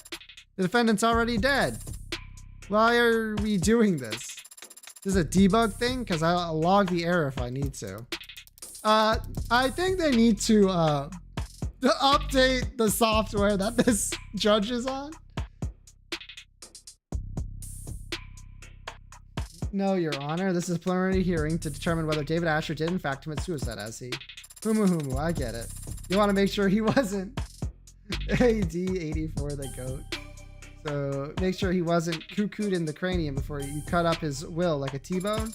I didn't realize that adjutants were so lively. They aren't. They're supposed to be austere and statuesque. Let's say we got served the most in need of repairs adjutant the court system could find. Whatever paper pusher we rushed to get this trial must have wanted a little payback for the kindness. What's that look for? Could it be your trying to size me up? Well, wouldn't dream of it, Your Honor. Good, because if you have any doubts about my ability to run this trial, I could always just enact summary judgment here and now. I'm sure you'd find my ruling to be fair and even-handed. That won't be necessary, Your Honor. She's much more of a character than I'm used to seeing up there, even counting all the flesh and blood judges I've met. And why? But she's just an adjutant. She'll follow the evidence where it leads, so long as I can make a few adjustments for the occasion. Outburst from the bench, my plan's still workable. So, people, shall we get started with the first witness? Right away, Your Honor. The people call Dr. Yumi Sato to the stands.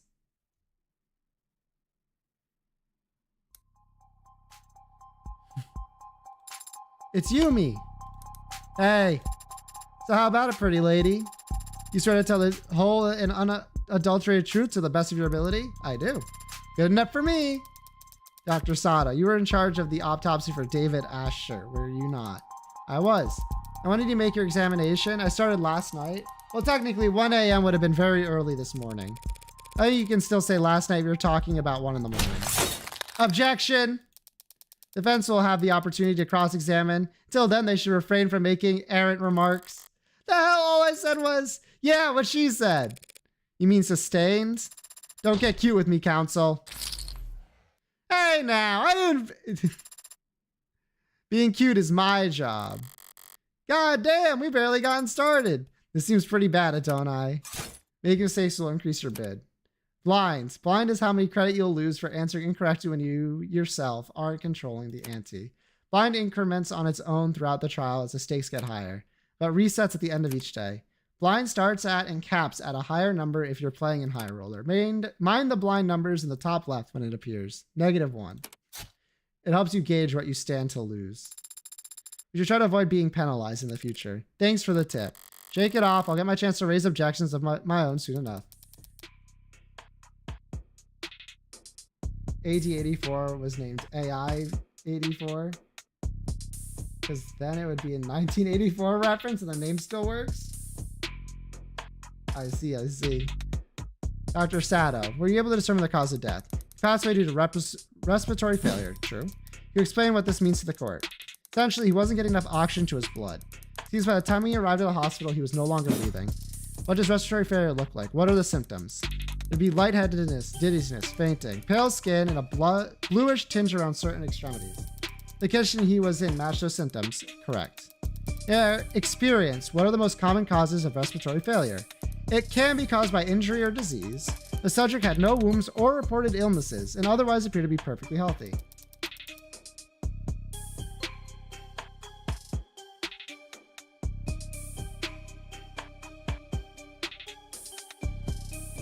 You're so right, Fallen. Get in contact with the people.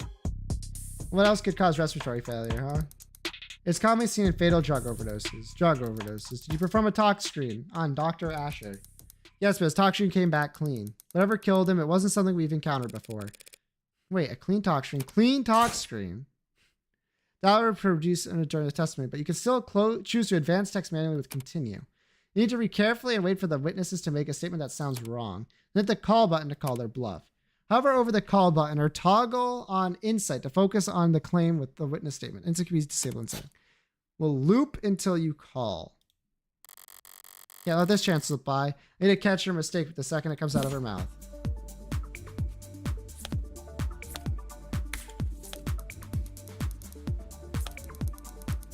Essentially, he wasn't getting enough oxygen. He would have experienced sneeze, respiratory failure, but the tox unit came back clean.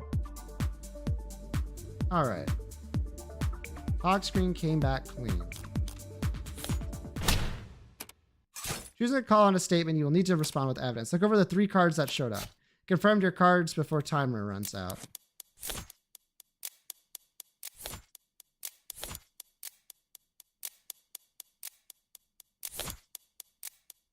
How do I check what time is? Oh. One airhead in the courtroom, it's not you. It's me. Yeah, of course, Your Honor. Blind -2. Fuck. No, she wasn't getting enough oxygen in his blood. He would experience lightheadedness.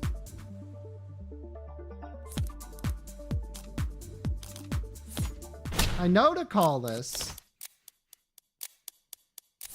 Not poisoned. Okay, let's just go with the whiskey. The other things don't work. I had to check if the cup was his. However, David's had a tox screen to be clean, and we all know it. Since he was on camera drinking alcohol the night that he died. Ah, that makes sense. I needed to check that the cup was his or not his, and I just couldn't read. I didn't know how much time I had left, and I got fucking rattled. And that scared you? It just merely misspoke, Your Honor. Plain states on the top for itself did have alcohol in his blood, but not at such a concentration to be lethal. Yeah, my bad. When I said the tox screen was clean, I meant I didn't tell the attending physician anything they didn't already know. Overall, a little more nitpicky than I like to be, but at least I was able to balance the momentum more or less.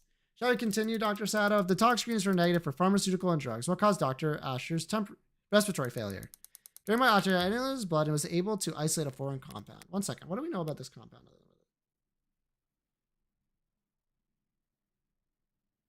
What's the over or under on there? I don't want to, I wouldn't bet on that in either capacity due to not knowing how popular this game is.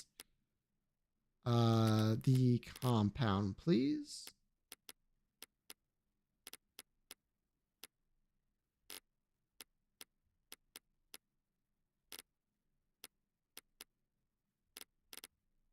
Is it not in here? Oh, poison. Anywhere at the crime scene. During my autopsy, I analyzed this. So there was a lethal dose of a drug inside his body. It just happened to be a drug that the hospital had never encountered before. That's correct. I'm really getting tired pretty fast if you don't at least pick a placeholder name for the substance, Your Honor. People don't eject, Your Honor. In that case, I'll put all my creative heuristics to work, coming up with the original scientific fitting name for the substance. A name like Omega. Omega-3. That name is already taken. Fine, call it Delta or whatever. Delta used in science to denote an unknown variable, not bad. Delta has other meanings when it comes to drugs, but yeah, our Delta matches no known public, pharmaceutical, or toxicology records. That being said, chemically it does have all the hallmarks of a general depressant. I know the feeling. So it stands to reason that it would exhibit a similar effect on the body when ingested. You say ingested, why? Eliminated all possible entries, all other possibilities during my examination of the body. He must have swallowed it, and judging from his stomach contents, it must have been a liquid. Thank you, Dr. Sato. Should I summarize things for the court? Yes, please. I wasn't listening that closely. The victim died of respiratory failure. His detox screen showed that his blood was clear of anything that could cause respiratory failure, except for this unknown substance, the poison we've labeled Delta. That sounds like a textbook suicide. Should we wrap it up here? Not quite, Your Honor. This may clearly be a poisoning, but there's at least one detail about the case that doesn't feel like a suicide at all.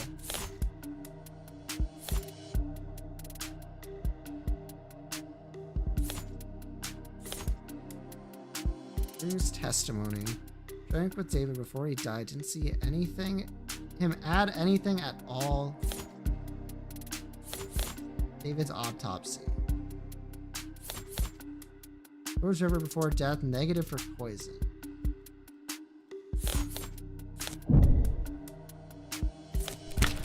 Pushing it ahead of themselves. There's nothing textbook about the supposed suicide that a witness sitting there watching it happen. As you say. Well, now I'm lost. Was this poisoning a suicide or not? If that's the case, then perhaps we should give the defense the opportunity to cross-examine, unless they insist on testifying themselves. How kind of you to offer. Ball's in my court now, so how do I counter? Emma's argument basically goes as follows. David ingested the Delta knowingly. And the Delta causes respiratory failure. He died of respiratory failure, thus David committed suicide. During blackjack, every piece of information you learn deals you a card. Choose only the questions that are logical and relevant, and only press if you think a line of questioning is worth continuing, or else you'll go bust and lose credit. Select the press option to see what the follow-up question will be. You can only win blackjack when you read exactly 21, so don't press further if you're already there. And don't ask the wrong questions. Well, this is new gameplay. We'll go to slot 2, just so I know where I am. Time? 10! No!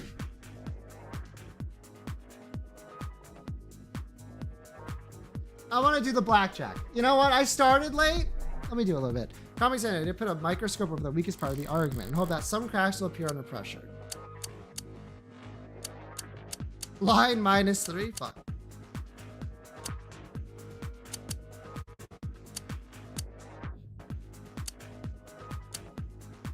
Of these, this is the only one that makes sense. You were only able to identify the presence of Delta after hours of work. Can you really be sure that this never-before-seen chemical can cause respiratory failure? Well, I have had time to run simulations, and they do give every indication that it would work as a depressant. and just enough of any depression your respiratory failure would occur. Press. Only stimulations. That's not what I would like to ask.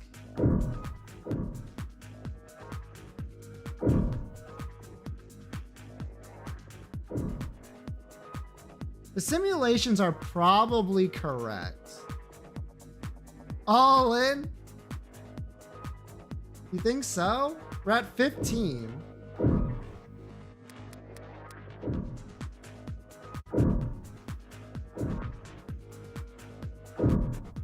I'm gonna stay here. No, I'm not. I'm pressing again.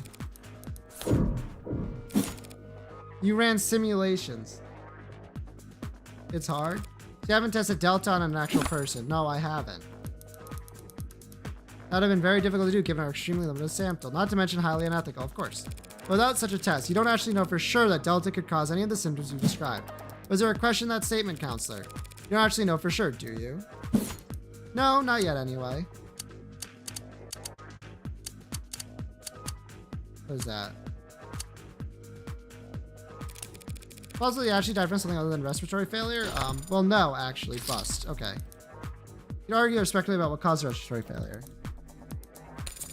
Right, thank you for that. That's fine.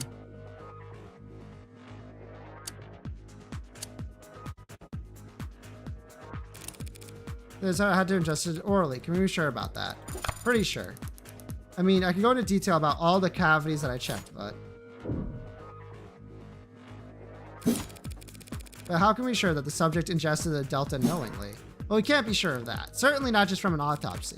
You said it must have been a liquid, yes? Would it have been a large amount? Depends on the concentrate. Okay, there's 21. Not great. In fact, I think trying to fast track a case is something done nowadays to try and cover up stuff. True. Kind of thing that could easily go unnoticed, yes? Calls for speculation, Your Honor. Withdrawn. Oh man, I wanted to jump on her case. Seems like that's that. Blackjack. Thank you for your time, Dr. Sato. We appreciate it. It does seem like we're still in the dark about many details regarding Dr. Asher's death, wouldn't you say? Well, poisoning via the compound you're calling delta is the most likely explanation. So there are other explanations for what happens? Defense is calling for speculation, Your Honor. It's not speculation when a medical examiner is attempting to explain the cause of death, Your Honor. The witness will answer the question. Well, respiratory failure can be caused by illness. If he had undiagnosed phenomena or some other disease and his respiratory system was weakened, undiagnosed phenomena with his level of healthcare, it's technically possible. I'll take it. I have no more questions for this witness. Oh, that felt weak, but I can't be picky when I'm stalling for time. Seeding doubt whenever I can, however I can, is just about all I can manage.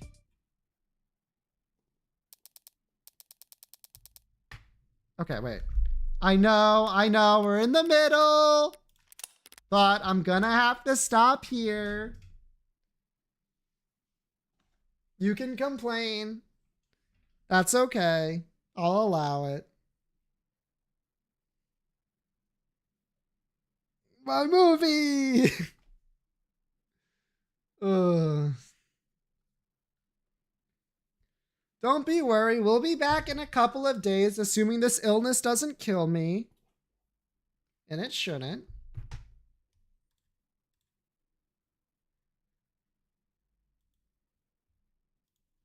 Be back tomorrow, whether we like it or not. I don't know if we'll be back here tomorrow. We might, though. I do want to get this trial, like, further along, to put it one way. So don't be surprised if I do stream this tomorrow, is what I'm saying. Have yourself one of these. My streamer's drinking water.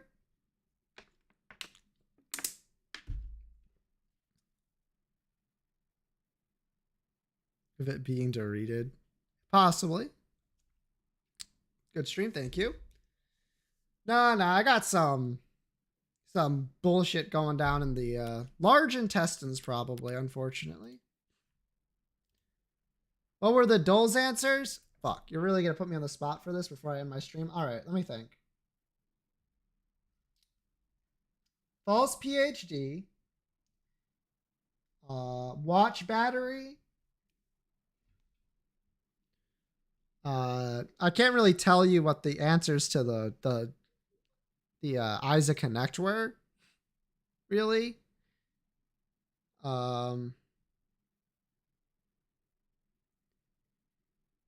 The Pokemon was Hoot Hoot for the one that we had to guess. Xatu was the image one. Executor Alola was the description, and Miraidon was the zoomed in picture. It wasn't a Reese Avenger. It was Vermilion for the Myrtle, and then Akinator could not guess Rainbow Worm. Bam! Boom, boom, boom. I'm so fucking good. Court adjourned. I will see all of you tomorrow. Until then, have a great rest of your day and tomorrow morning. Hopefully I'm feeling better. But until then, bye-bye.